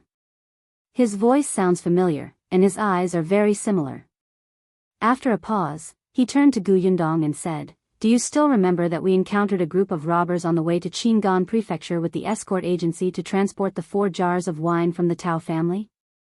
You mean, Shao Qingyuan nodded. Back then, the leader of the robbers said a few words. I heard it, and it was the same voice as that person just now. Although their faces were covered back then, their eyes were exposed. The man's eyes were also very similar to that person's just now. When they encountered the robbers back then, although they were all safe and sound in the end, those people really wanted their lives. If Yundong had not put the 4 jars of wine into the space on the spot, the robbers would have thought that they had robbed an empty carriage and turned around to leave. Perhaps they would have been injured or killed. Later on, this matter was reported to the government office. The government office also sent people to investigate, but unfortunately, they found nothing. After Shao Qingyuan and the others returned to Fengkai County, they had also told Tao Feng, the eldest son of the Tao family. Unfortunately, Tao Feng didn't have any clues, so they still didn't know where these robbers had come from or where they had escaped to. However, he did not expect to see someone suspected of being a robber in this small Anbei town. Shall we go and take a look? Shao Qingyuan nodded and followed Yundong out. However, he was stopped by Wenhuo. Since he's seen you before, you'll be easily discovered if you go. He called Yi. Follow them and take a look. Be careful not to be discovered. Yes. Dai Yi quickly left the private room and Qingyuan sat back down. Dai Yi had experience in this aspect, so it was indeed more suitable for him to go. After a quarter of an hour, Dai Yi returned. His expression was a little serious, but he shook his head at them and said, "There's nothing unusual. They should just be here to eat." Yundong and Qingyuan looked at each other and did not ask further. They stood up and said, "Let's go down first. Qin Shu must be anxious." The few of them went downstairs. As expected, Qin Shu was already waiting outside the restaurant. He was lowering his head and chatting with the cow, looking very happy. Yundong and Qingyuan walked in front, while Wenhuo was a few steps behind. Then, Dai Yi whispered into his ear. Wenhuo's expression suddenly changed. "Are you serious?" "Yeah, he might be related to the guy we're looking for." Wenhuo sneered. "In that case, this trip was not completely fruitless." "Young master, should we?" Wenhuo raised his hand. "Keep an eye on them for now. Check their footholds. If they're really related, it's best to follow the trail to where they hid the thing deep in the mountains." "Yes." Dai Yi took a few steps back and turned to leave. Only then did Wenhuo quickly walk forward and catch up to Qingyuan and the others. Chapter 746. What you should have. Qin Shu quickly realized that someone was missing. Wenhuo only explained, "I asked him to buy some things." Qin Shu nodded and believed it, but Yundong and Qingyuan did not. Dai Yi's expression was not right when he returned just now. He must have kept something to himself.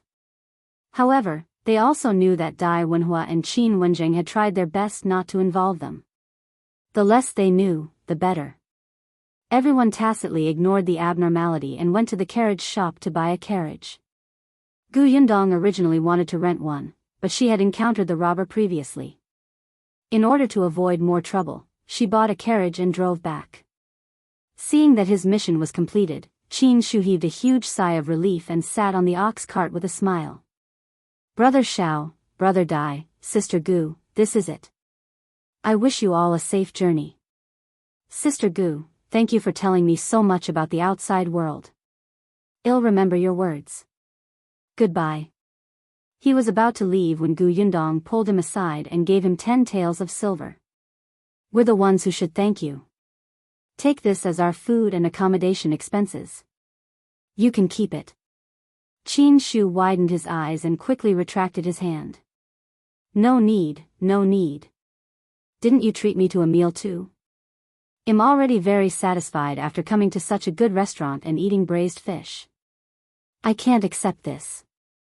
"Take it." Yundong insisted. "This is what you deserve. If you really don't want it, then buy something for the people in your village. Didn't you say that they helped you a lot? You can help them now." But this wasn't his money. Even if he helped, he wouldn't be the one helping. But Qin Shu could not win against Yundong's decision.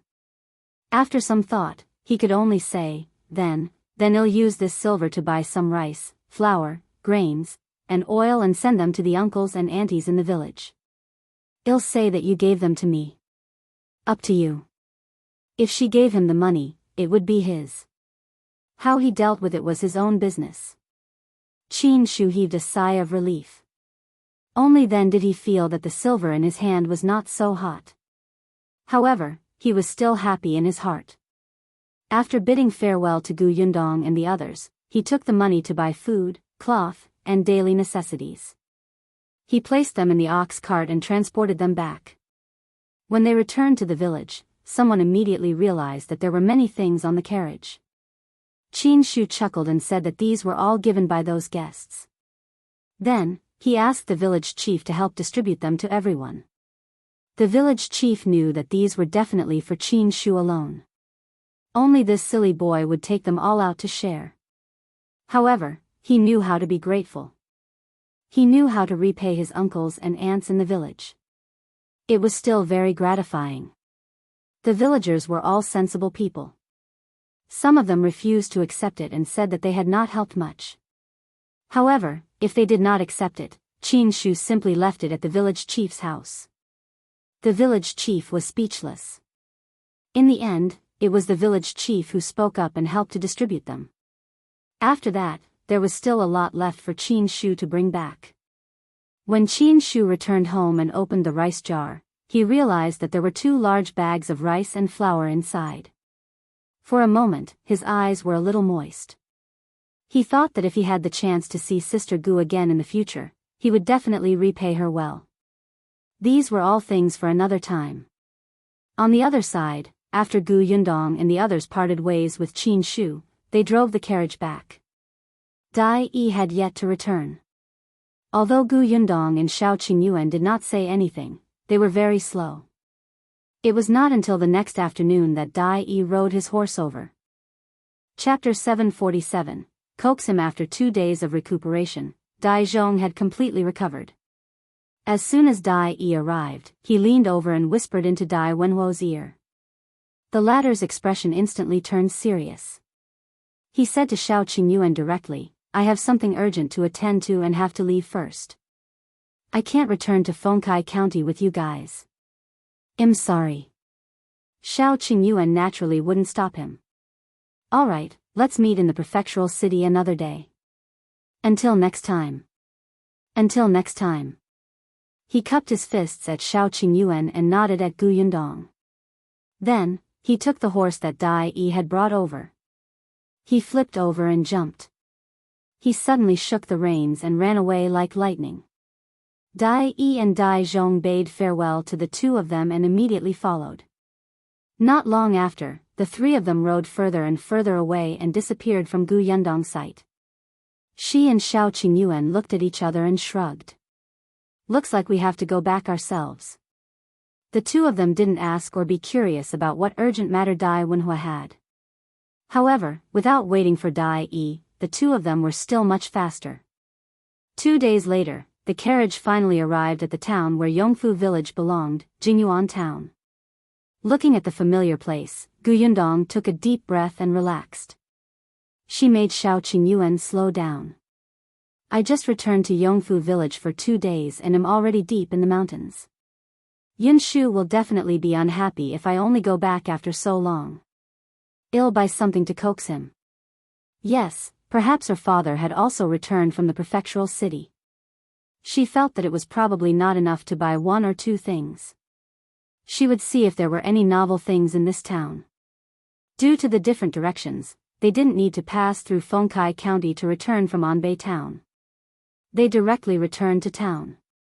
Therefore, if they wanted to buy anything, they could only choose from town. Between the town and the county city, Gu Yundong was more familiar with the county city. She had only visited the town a few times. Now, she realized that there seemed to be a few more shops in this town that sold canned food. Gu Yundong and Shao Qingyuan went in to take a look. Although the shop assistant was enthusiastic, the can was different from her product. She held the bottle to her nose and smelled it. She even smelled a strange smell. This was because the seal was not done properly. Enduring her discomfort, she quickly ran out. She was no longer curious about the canned food in the other shops. She should focus on choosing a gift for Yunxu.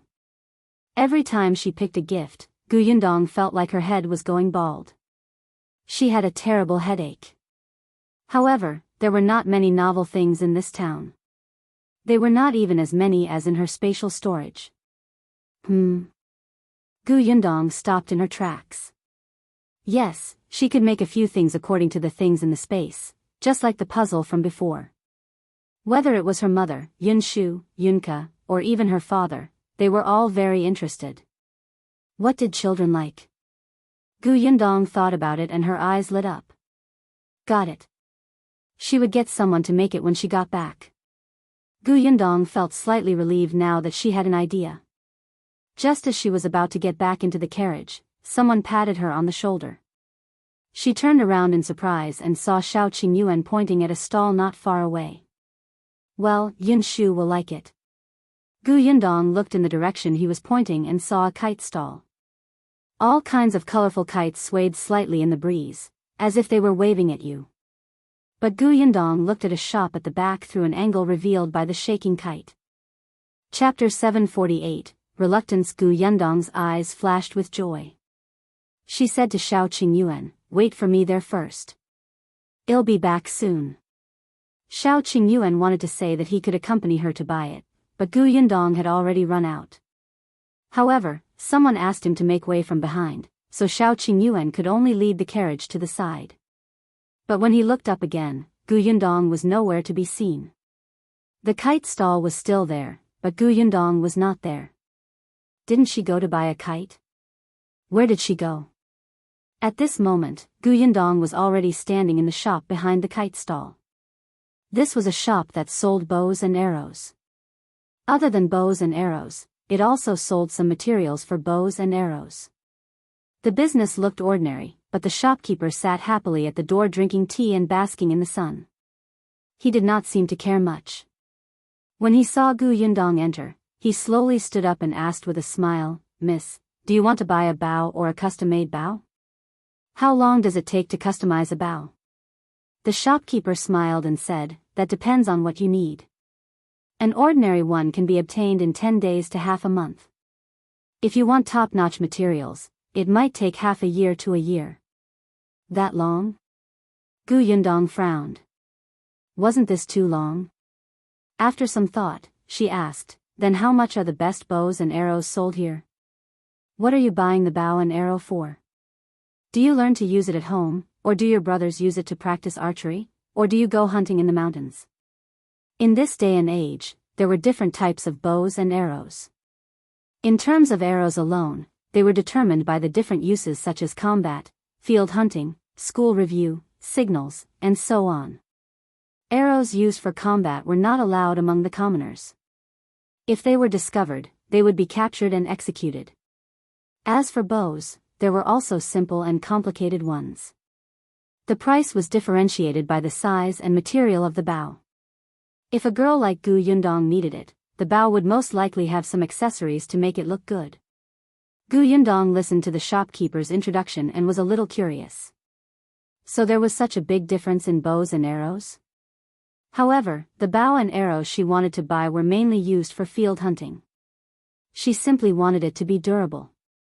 The shopkeeper seemed to be in a good mood and took out a few types for her to see. Gu Yundong took them one by one and tried them out. How should I put it? They don't seem to have much feelings. Although she did not use a bow and arrow, she had a crossbow. Once she picked up this crossbow, the blood in her body would faintly become excited. But the bow in front of her did not make her feel so. The shopkeeper saw her serious expression and laughed. "Miss, are you not satisfied with these few? Anything else?" Gu Yundong put down the last bow and asked. The shopkeeper hesitated for a moment before saying, "There's one more." He went to the storeroom at the back and carefully moved one out. Gu Yundong's eyes lit up at the first glance. When she took it and tried it, she nodded hurriedly. "I want this." The shopkeeper clicked his tongue. "I can't even bear to sell this bow. You sure know how to choose. Then are you selling it? If you can't bear to part with it, why are you still taking it out? Who are you lying to?" The shopkeeper snorted. "I'll sell it for 12 taels of silver." Gu Yundong gave him a banknote without hesitation. The shopkeeper immediately beamed with joy. "All right, go ahead and pick the arrows. 80 copper coins for an arrow. At least 20 arrows. Since you didn't bargain, they'll give you 5 for free." Chapter 749, Is That Niu Dan? Gu Yundong could not help but feel emotional. No wonder people said that the poor studied books while the rich practiced martial arts. It was not easy for people without any capital to learn martial arts. She bought 100 arrows in one go. It was a little heavy, so she asked the shopkeeper to help move them into the carriage. Unexpectedly, just as she turned to leave, she saw Shao Qingyuan standing at the door in a daze. Her eyes lit up and she ran to him with her bow. "Why are you here? Why, did you buy the bow and arrows?" Shao Qingyuan's voice was low as he asked uncertainly. Gu Yundong's eyes curved into crescents. Of course they're for you. She handed the bow in her hand to him and went back to get the quiver. The shopkeeper at the side shouted, Hey, miss, you already have someone to help carry it. I'm old, so I won't go.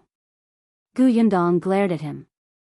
Shopkeeper, I bought so many things, but you didn't even carry them for me. This is not how this business works. Then, she took her quiver and walked to the door to push Shao Qingyuan out. Let's go, well just take this. The shopkeeper felt that this person was too shameless. She bullied the old man and he regretted giving her those 5 arrows for free. But he had no choice.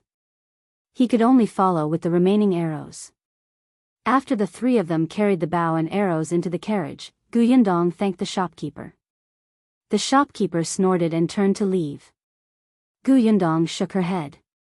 I'm the only one who doesn't mind. Otherwise, with this attitude, it would be strange if the shop could continue operating. Isn't that right, Brother Shao? As she spoke, she turned around and saw Shao Qingyuan's lips curl up as if he was very happy. What's wrong with you? Gu Yundong waved her hand in front of him, but Shao Qingyuan grabbed her wrist. Gu Yundong was stunned. She quickly looked around and pulled her hand out. We're on the streets. This person was getting bolder. Shao Qingyuan said, I have a bow and arrows. Why are you giving these to me? Your bow and arrows have been used for a long time. Last time, I said that I would give you my crossbow, but you refused. The bow and arrows are the treasure of that shop. I tested the feel of it. It's not bad. How did you feel when you held it just now? Very good. Every gift from her was great. Gu Yundong was relieved. Seeing that his gaze was becoming more and more passionate, he hurriedly coughed and said, I haven't bought my kite yet. I'll go buy a kite. Before she could finish speaking, she quickly fled. Shao Qingyuan looked at her back view, his heart warm. He looked at the bow and clenched it tightly. When Gu Yundong returned, she was holding 4 kites. There were 4 kites and 4 patterns, but the colors were a little monotonous. Gu Yundong wondered if she should go back and paint them by herself. At this moment, her expression was much better.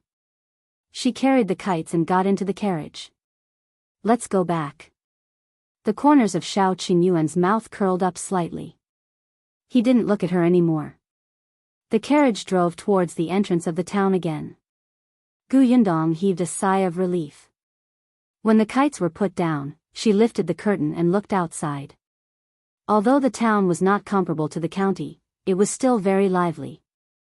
But very quickly, this liveliness was heard by Gu Yundong along with this discordant voice. She turned her head slightly and frowned.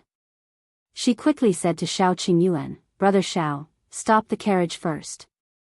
As soon as the carriage stopped, Gu Yundong quickly lifted the curtain and pointed at a figure not far away. Is that Niu Dan? Chapter 750, I'll uphold justice for you, let's go take a look. Shao Qingyuan jumped down from the shaft, and so did Gu Yundong. The 2 of them took a few steps forward and arrived at the entrance of a school. Wasn't this school the Wenhuo hall where she had sent Yunxu over but was not satisfied with that pedantic teacher? Niu Dan was indeed studying here.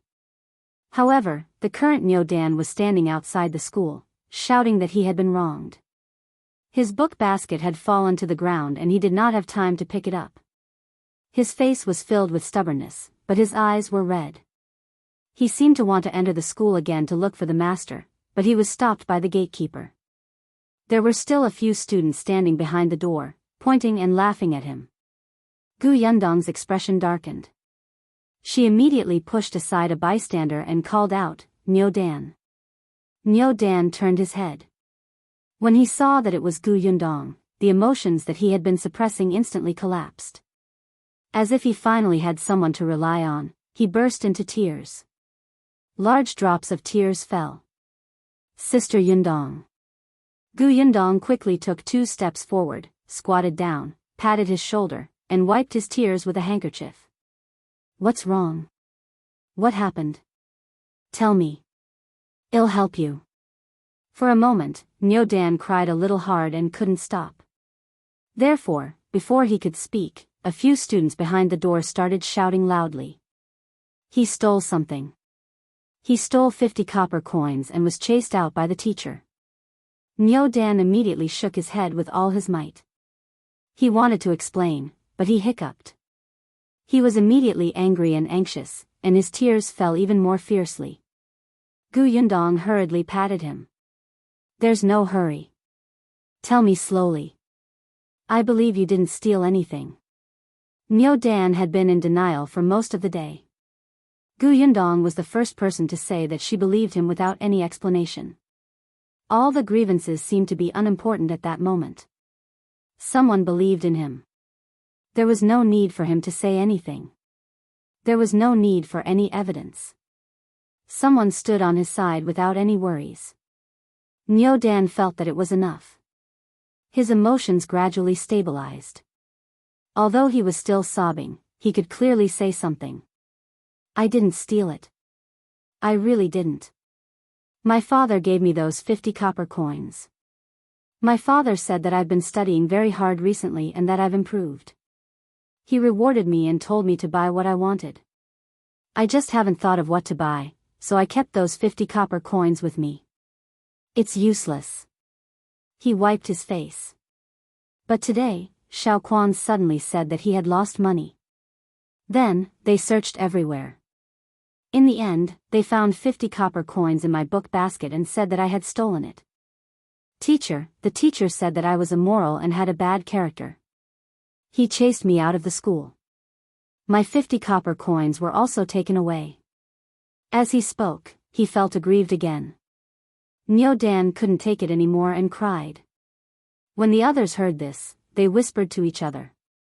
However, the few students behind the door shouted, "You were the one who stole it. How could you say that your father rewarded you? Who doesn't know that you're a poor boy from the countryside? Is your father so generous that he gave you 50 copper coins to spend as you please? No one will believe this." That's right, that's right. If your father really dotes on you, would he be willing to let you work for the family every weekend? The teacher has already told you several times to focus on your studies and not be affected by other things, but you refuse to listen. Just the rise of one place on the ranking was considered improvement. Is your father willing to give you so much money? If you find any errors, ads pop up, ads redirect, broken links, non-standard content, etc., please let us know each report so we can fix it as soon as possible. Chapter 751, Tear Down Your School. I got 3rd place last time. My father only gave me 5 copper coins to buy candy. My family owns a shop in town. How dare your father give you 50 copper coins? Are you kidding me? You stole Shao Quan's money. Don't deny it. It's useless even if you call your sister over. Do you think she dares to settle scores with the teacher? Our teacher is an elementary scholar, and your sister is just a country bumpkin. The veins on Yundong's forehead throbbed as she listened. Niu Dan was even more anxious. Not only did these people scold and slander him, they even slandered Sister Yundong. They were too much. However, Qingyuan raised his head and looked at the students with a sharp and cold gaze. Among the few students, the oldest was only 13 or 14 years old. Once Qingyuan became ferocious, he could even scare an adult man, let alone these bookworms who only knew how to act tough and never see the world. Immediately, someone trembled and took a few steps back. The others suddenly stopped shouting and did not even dare to breathe loudly. Niu Dan looked at Yundong uneasily. Sister Yundong, it's fine. I'll seek justice for you. Putting aside the fact that Niu Dan often came to her house and called her elder sister all day long, his enthusiastic look made Yundong treat him as a younger brother. He had such a good relationship with Yunxu. His father worked in her workshop and his grandfather was Qinliang. She could not ignore it. No matter what, she had to clear his name and take back the money that belonged to him. Yundong believed that Niu Dan had 50 copper coins as pocket money. This was the red packet she had given Jinbao. At that time, she heard Chen Jinbao mutter that Niu Dan had been improving in his studies recently and he would give him a reward. She patted Niu Dan's shoulder and stood up. She looked at the gatekeeper and said, "Call your teacher out." The gatekeeper snorted. "You think you can tell me what to do?" The gatekeeper seemed to be different from the one Yundong had seen before. Compared to this, the gatekeeper from last time was much more polite. Shao Qingyuan saw his arrogant look and suddenly took 2 steps closer to him, kicking the door behind him. "Go and call him." "You, how dare you? Do you know what this place is?" Shao Qingyuan looked at him coldly. "I'll give you 10 seconds. If I don't see the teacher, I'll tear down your school." The gatekeeper's expression changed. Seeing that the man did not seem to be joking, he could only point at him with a trembling finger. You wait." Then, he quickly turned around and stumbled to call for help. Niu Dan looked at Shao Qingyuan in a daze. He used to be very afraid of him. He had personally seen Shao Qingyuan throw a child into the water and almost drown him. After listening to Yunshu's brainwashing, his impression of Shao Qingyuan changed slightly, but he was still afraid. Who knew that Sister Yundong would be engaged to him? Niu Dan felt that this was like a dream. For this reason, he didn't dare to go to the Gu family for a few days. Later on, even if he went to the Gu family and often met Shao Qingyuan, he never spoke to him. However, he did not expect that one day, this man called Wolf Cub would actually stand in front of him. He was so tall and majestic, like a mountain, as if he could help him block all the wind and rain. Niu Dan felt that he was actually not scary at all. He felt that he had let the man down by calling him a wolf cub in the past. He felt a little sad. At this moment, the gatekeeper came out with the master of the academy. If you find any errors, ads pop up, ads redirect, broken links, non-standard content, etc., please let us know each report so we can fix it as soon as possible. Chapter 752, Your request is strange. Before the teacher reached the door, he said angrily, "Who dares to cause trouble here?" The gatekeeper followed behind him. He pointed in the direction of Shao Qingyuan and Gu Yundong and added fuel to the fire. "It's them. They seem to be Chen Jingwen's siblings. They heard that Chen Jingwen was chased out of the school and came over to defend him.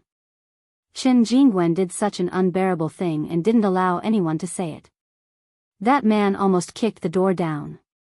The other students, who were so frightened by Shao Qingyuan that they did not dare to speak, also went forward to complain as if they had found a backer. "That's right, teacher. They're barbarians. No wonder Chen Jingwen dared to steal money. It's because his family has such a brother and sister who can't differentiate right from wrong." His sister also said that no matter what Chen Jingwen said, she would believe him. The master's expression was ugly. He stood at the door in a few steps. He glanced at Shao Qingyuan, then his cold gaze landed on Niu Dan. He was a teacher after all. Niu Dan was a little afraid of him and subconsciously took a small step back. Gu Yundong sneered and took 2 steps forward. She looked at the teacher and said, "The teacher is here." "That's good. I want to ask, do you have any evidence that our Chen Jingwen stole someone else's money?" The teacher frowned.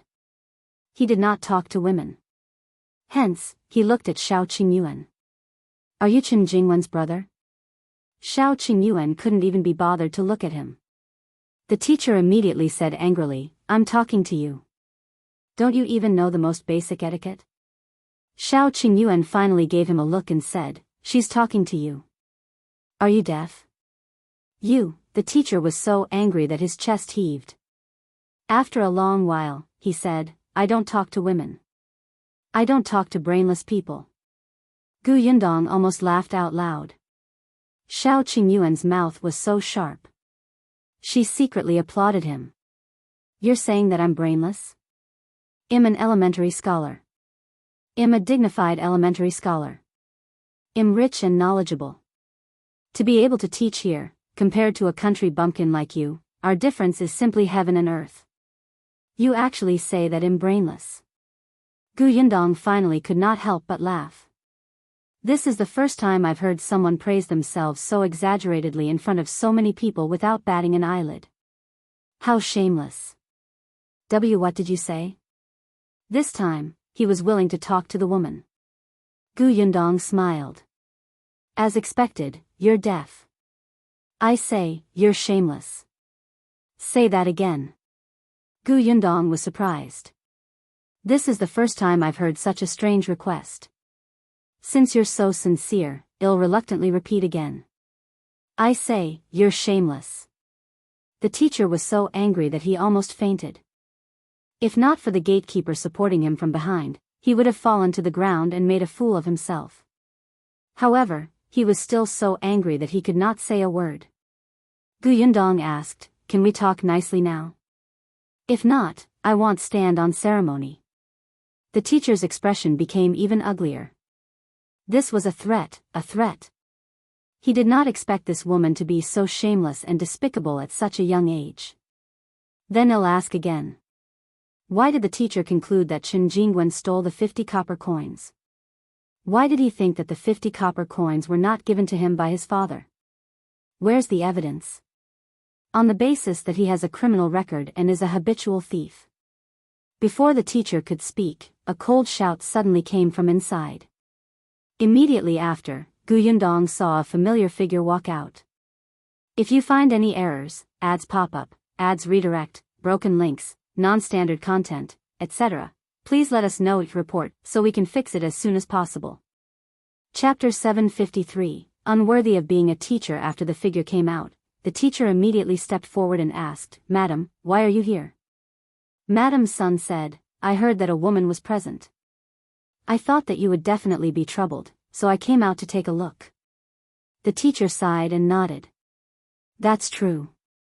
This woman is very tricky. Yundong almost burst out laughing when she heard that. Were the two of them out of their minds? Would he be put in a difficult position just because she was present? Was it difficult for her to ask two questions? Madam's son had already turned around and looked straight at Yundong. She said, if you have any questions, you can ask me. You don't have to hold on to my husband. Yundong chuckled. Who was holding on to your husband?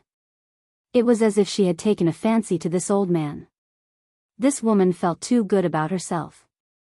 All right, since you two are husband and wife, I won't stand on ceremony. Her eyes darkened. That moment of coldness actually made Madam's son a little afraid.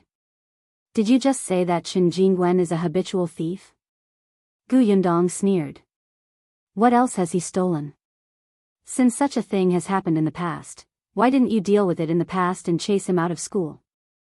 Madam's son did not expect her to hit the nail on the head the moment she spoke. She immediately choked. After a moment, she raised her chin slightly and said, in the past, it was because there was no evidence. You call him a habitual thief without any evidence? Yundong was simply shocked by their train of thought. So this is what you teach here.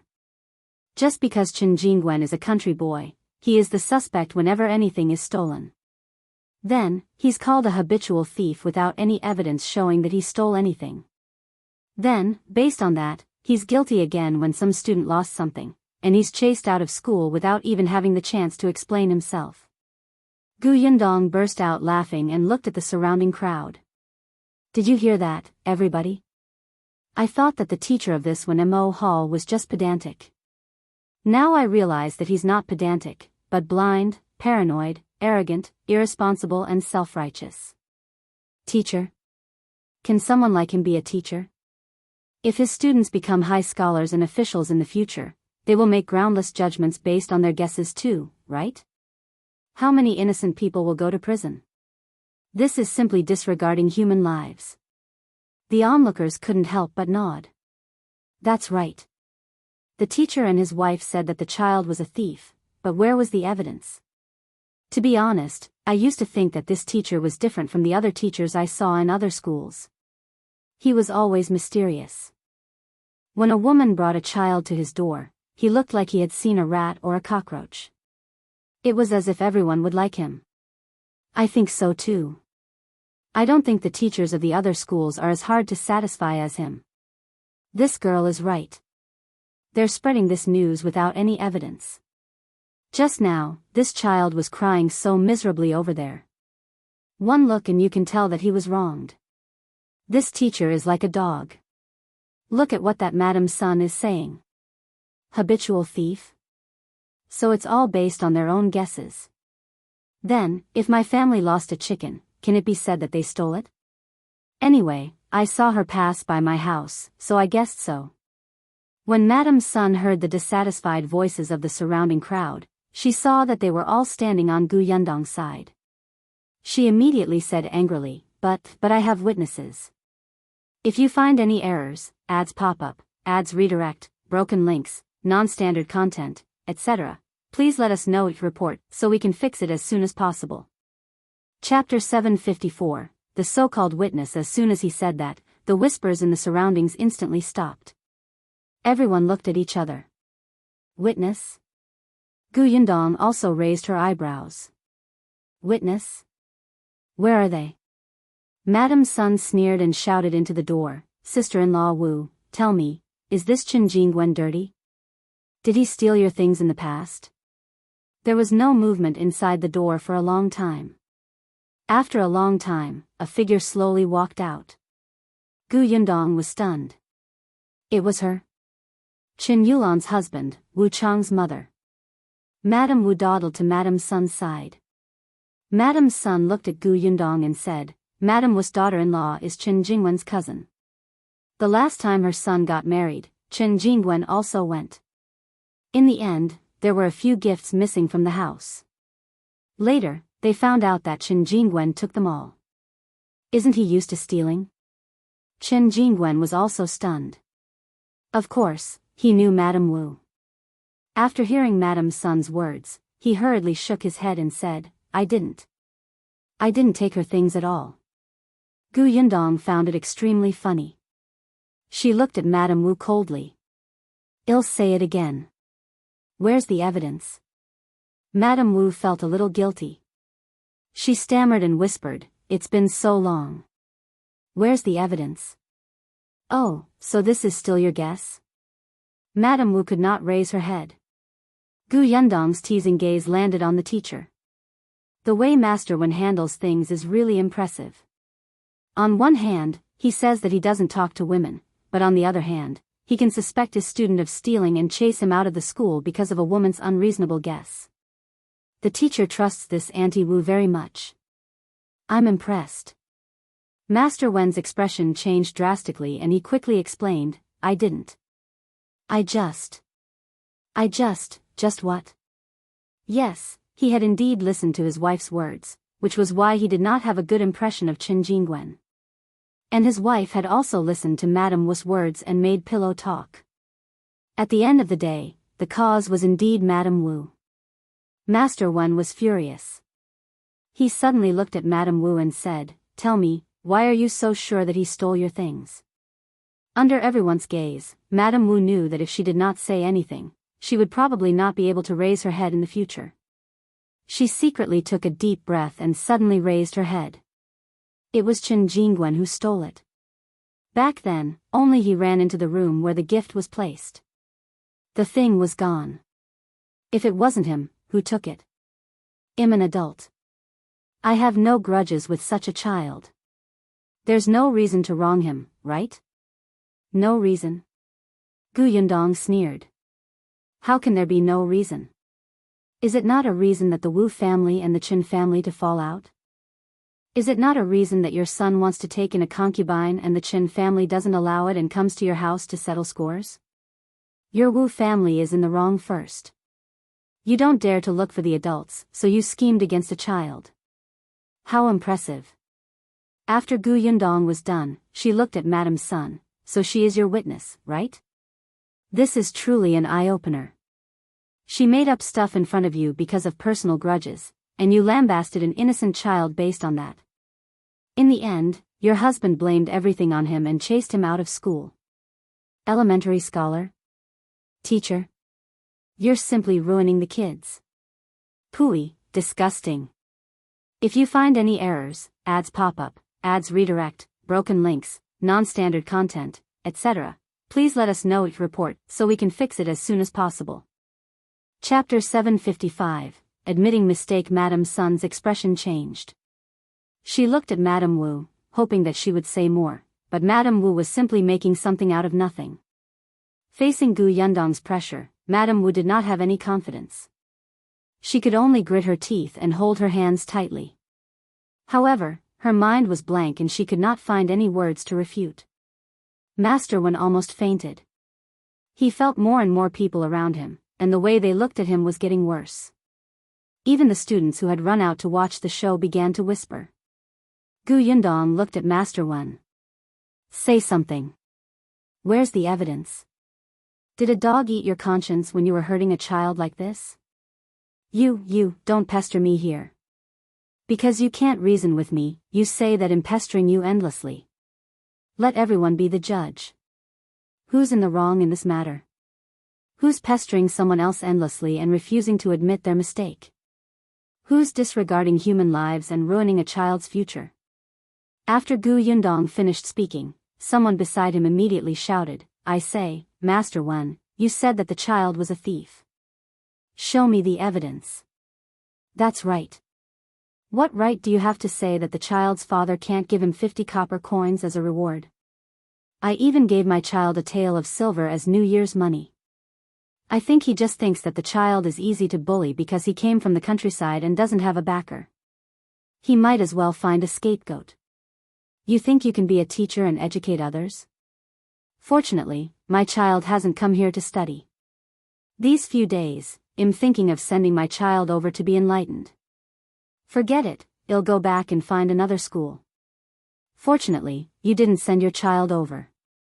Otherwise, if something was missing from the school, they might even chase your child out. There were more and more voices, and they were getting louder. At this moment, Master Wen wished he could find a hole to hide in. Madame Sun glared at Madame Wu fiercely, angry that she was actually using her. In the end, he had no choice. Seeing that the accusations around him were getting louder and louder, Master Wen was afraid that the entire town would be attracted over. He could only take a deep breath and say, this is indeed my mistake. I misjudged Qingyuan. After saying that, he looked at Qingyuan and said, the decision to expel you from the school is cancelled. You're still a student of Wenhuo Hall. Come back to class with me. Gu Yundong wanted to spit in his face. You want to let it go so easily after wronging someone? No way. She looked down at Niu Dan beside her. Are you going back to school? Gu Yundong did not want him to continue, but Niu Dan was not her biological younger brother after all. She could not decide for him on this matter. Unexpectedly, Niu Dan shook his head vigorously. I'm not going. I'm not going to this school to study anymore. Gu Yundong rubbed his head and smiled. She looked up. Did you hear that? When Master Wen heard this, he nodded regretfully. Since you've decided, I won't force you. I was your teacher, and I hope that your future will be bright. With that, he turned around and walked in impatiently. However, he had just taken a step when Shao Qingyuan suddenly reached out to stop him. Master Wen was stunned and suddenly looked up. What else do you want? Master Wen is really interesting. Since you admit that you wronged Qingyuan and cleared him of the crime of stealing something, shouldn't you return the 50 copper coins? Master Wen's body stiffened. He turned around abruptly. If you find any errors, ads pop up, ads redirect, broken links, non-standard content, etc., please let us know it report so we can fix it as soon as possible. Chapter 756, Return the money. Could it be that what Master Wen said just now was all fake? Your apology was not from the bottom of your heart. It was just a show for others? Master Wen denied it on the spot. Of course not. It's just that Qingyuan said that the 50 copper coins was his, and Liu Xiahui also said that it was his. Both of them, in that case, call Liu Xiahui out. Let's face each other on the spot. How about that? The onlookers expressed that they had not finished watching the commotion and listening to the gossip. Master Wen had to continue making a fool of himself, so they agreed. That's right. Let's confront each other on the spot so that we don't malign the child. call Liu Xiahui out. Master Wen had no choice. Although he was unhappy, his reputation was more important. Therefore, he asked the students in the school to find Liu Xiahui. Liu Xiahui was about 10 years old and looked older than Niu Dan. He was still a little nervous when he came over. He did not know where to put his hands and feet. Yundong narrowed her eyes and sized him up for a while. When he walked out of the door, she asked, "You said that the 50 copper coins is yours, right?" Liu Xiahui quickly nodded. "It's mine." "In that case, is there any mark on the 50 copper coins?" "Mark?" Liu Xiahui looked surprised and reached into his pocket. He really could not understand what mark there was on the money. He was still young and it was his first time doing such a thing. He could not take it anymore in the face of a wily old fox like Yundong. He lowered his head and did not dare to look up. Yundong continued, "You might not know, but Qingyuan's 50 copper coins were given to him by his father in front of me.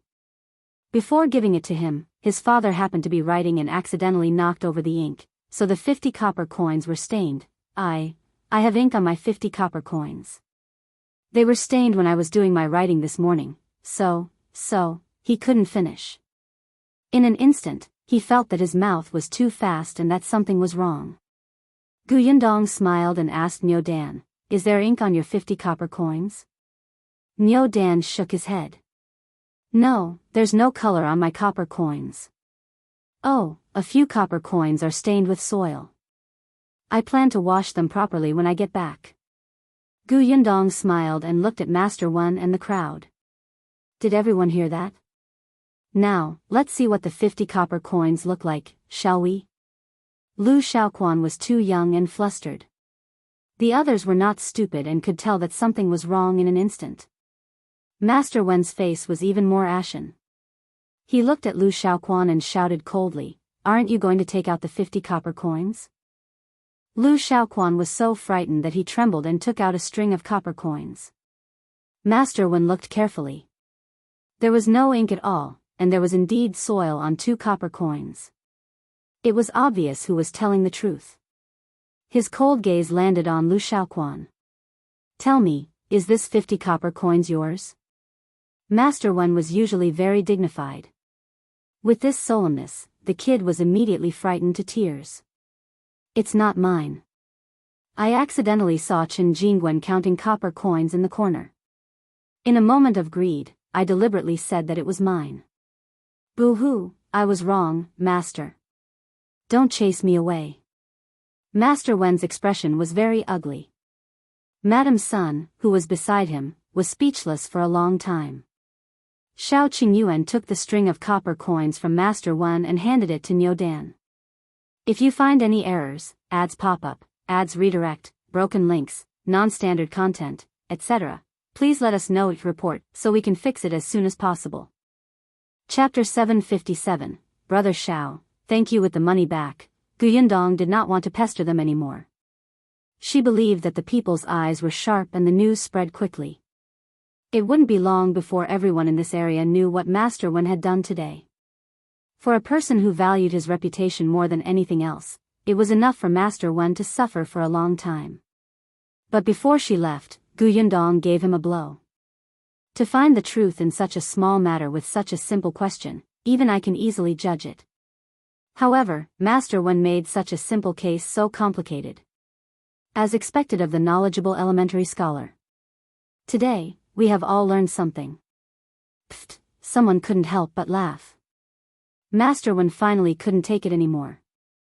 His footsteps began to become unstable, and his fingers trembled. Yundong's eyes widened. Was he going to faint again?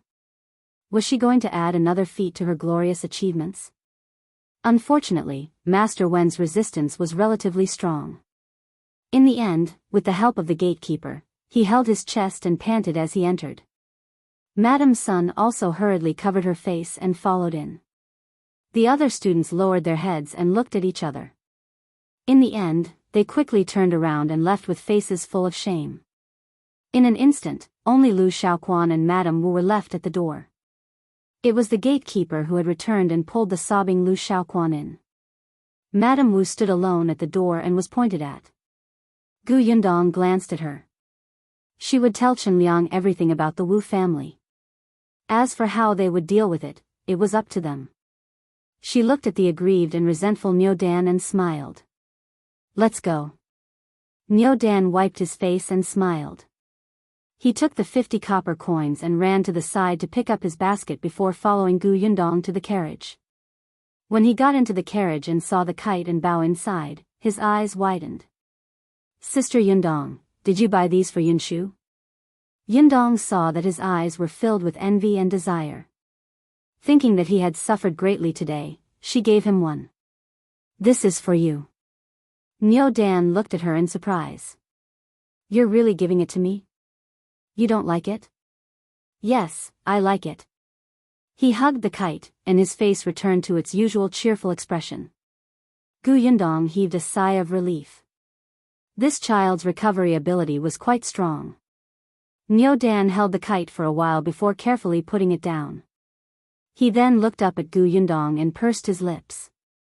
After a while, he said, Sister Yundong, thank you. You're welcome. Niu Dan lifted the curtain of the carriage again and said to Shao Qingyuan, who was driving, Shao, brother Shao, thank you. I won't call you a wolf cub anymore. You're better than them. Shao Qingyuan was stunned for a moment. In the past, he wouldn't have cared if Niu Dan thanked him or not. But now, he was still expressionless, but he nodded slightly. After some thought, he replied, no need. It's what I should do. Gu Yundong, who was sitting in the carriage, was overjoyed. Then, she felt a little sad. In the past, Shao Qingyuan had received malicious intent. Although he had slowly gotten better recently, there were not many people who sincerely respected him. Most of them were just afraid of him. However, she thought that things would definitely get better in the future. Wasn't Niu Dan an example now? At this moment, this little fellow looked at Shao Qingyuan with sparkling eyes filled with admiration. If you find any errors, ads pop up, ads redirect, broken links, non-standard content, etc., please let us know each report so we can fix it as soon as possible. Chapter 758, I should have listened to you long ago. The three of them quickly arrived at Yongfu village in a carriage. Gu Yundong asked them to send Niu Dan back to the Qin family first. When the carriage stopped at the entrance of the Qin family's house, Madame Zhou was returning with a vegetable basket. She was stunned when she suddenly saw Shao Qingyuan sitting on the shaft of the carriage. When the curtain of the carriage opened, Gu Yundong's smiling face was revealed. Madame Zhou immediately smiled and greeted, Yundong, why are you here? Come in quickly. Before she could finish speaking, Niu Dan crawled out. At this moment, Madame Zhou really froze. She rubbed her eyes in confusion. In the next moment, she suddenly slapped her leg. Io, Niu Dan, why are you back?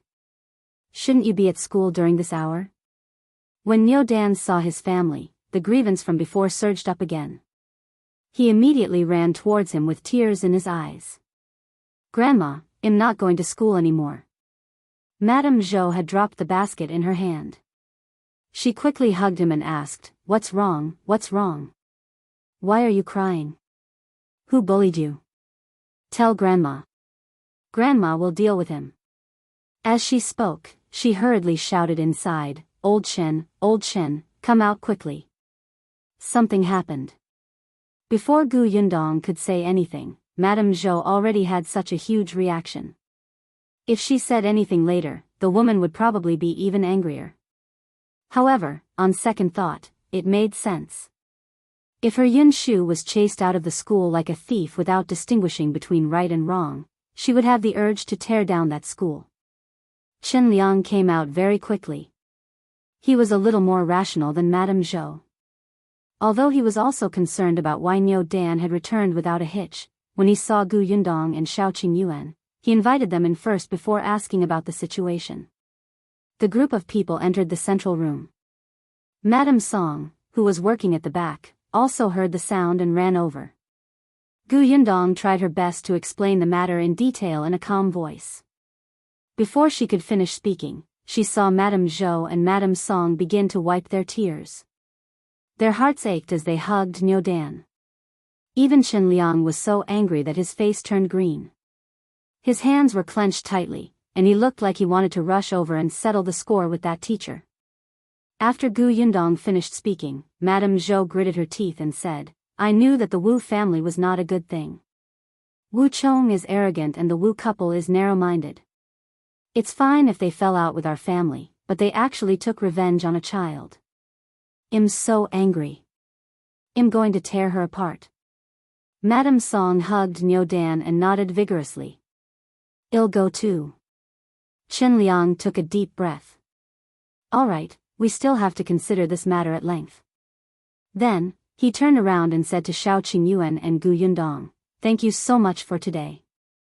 If not for you, our Niu Dan would have been ruined." Yundong sighed. "Uncle Qin, don't say that. We're from the same village, and Niu Dan calls me sister. What kind of person would I be if I just stood by and did nothing when something like this happened?" After saying that, Yundong suddenly felt that something was amiss. The seniority seemed to be messed up. However, after today's incident, I'm afraid Niu Dan won't be able to go to school. It's good that Uncle Qin doesn't blame me for blowing things up. Qingyuan waved his hand. "It's fine if he doesn't go to that kind of school. When you told me that the teacher was too pedantic, I should have listened to you.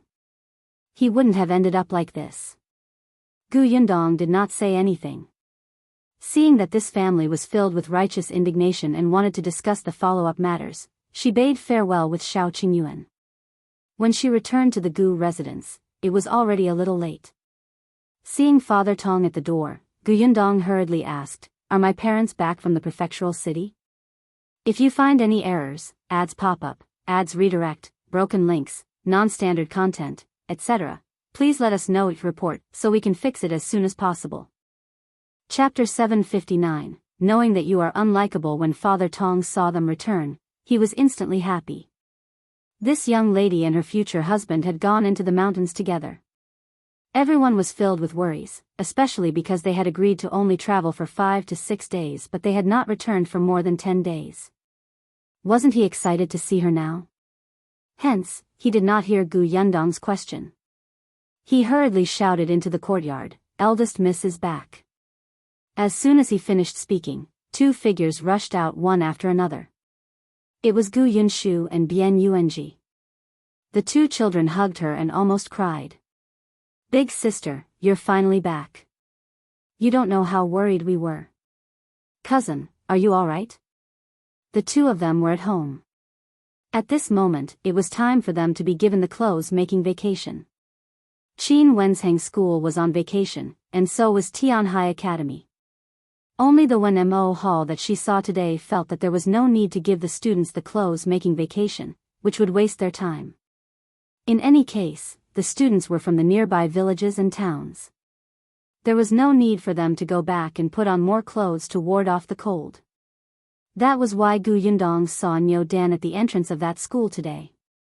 She rubbed the 2 children's heads and said, "Aren't I fine?" Seeing that Yunxu snorted and her eyes were obviously filled with accusation, she quickly pointed in the direction of the carriage and said, "I brought you a gift. Go take a look." The 2 of them were stunned. They did not care about being angry with her anymore and ran to the edge of the carriage. Shao Qingyuan carried them up. The 2 of them climbed in and saw the kites inside. The 2 children's eyes lit up. They sat cross-legged in the carriage and began to choose. There were originally 4 kites, but after giving one to Niu Dan, there were only 3 left. The patterns that Yundong had chosen were all pretty. There was an eagle, a dragonfly, a butterfly, and an owl. Niu Dan took the dragonfly away. Yunxu and Yuanji felt that such a beautiful kite like the butterfly should be left for Kiki. Therefore, one of them chose the eagle and the other chose the owl. They were both flying birds and looked very good. After choosing the kite, the 2 children got off the carriage in satisfaction. Although Yunxu was happy, he remembered that his eldest sister had only returned after so many days, making him worried and afraid. He immediately turned his head arrogantly and snorted. "Don't think that I won't be angry anymore." Oh, the little guy was pushing his luck. Then will you return it to me? That won't do. Big sister, you're too old to play with kites anymore. You'll have to give it to me later. At that time, you have to find an excuse. How troublesome. Forget it, I'll accept it. Gu Yundong was speechless. Who said that she did not like to play with kites? She was already too old. She was only coming of age next month. Why was she already old? This little brat would definitely not be able to find a wife in the future. No wonder he blamed his father for not choosing one for him when he was young. It turned out that he knew his limits and knew that he was not likable. Gu Yunshu happily went in with Bian Yuanji with the kite. Rascal. Gu Yundong scolded him with a smile. However, when she saw that only the two children had gone out to welcome her, it seemed that her parents had not returned. It was also strange. At this time, Tian High Academy should already be on vacation. However, she heaved a sigh of relief and entered the Gu residence with Shao Qingyuan. However, just as she took a few steps in, a surprised voice suddenly came from behind. Miss, Master, Madam, and Second Miss are back. If you find any errors, ads pop up, ads redirect, broken links, non-standard content, etc., please let us know each report so we can fix it as soon as possible.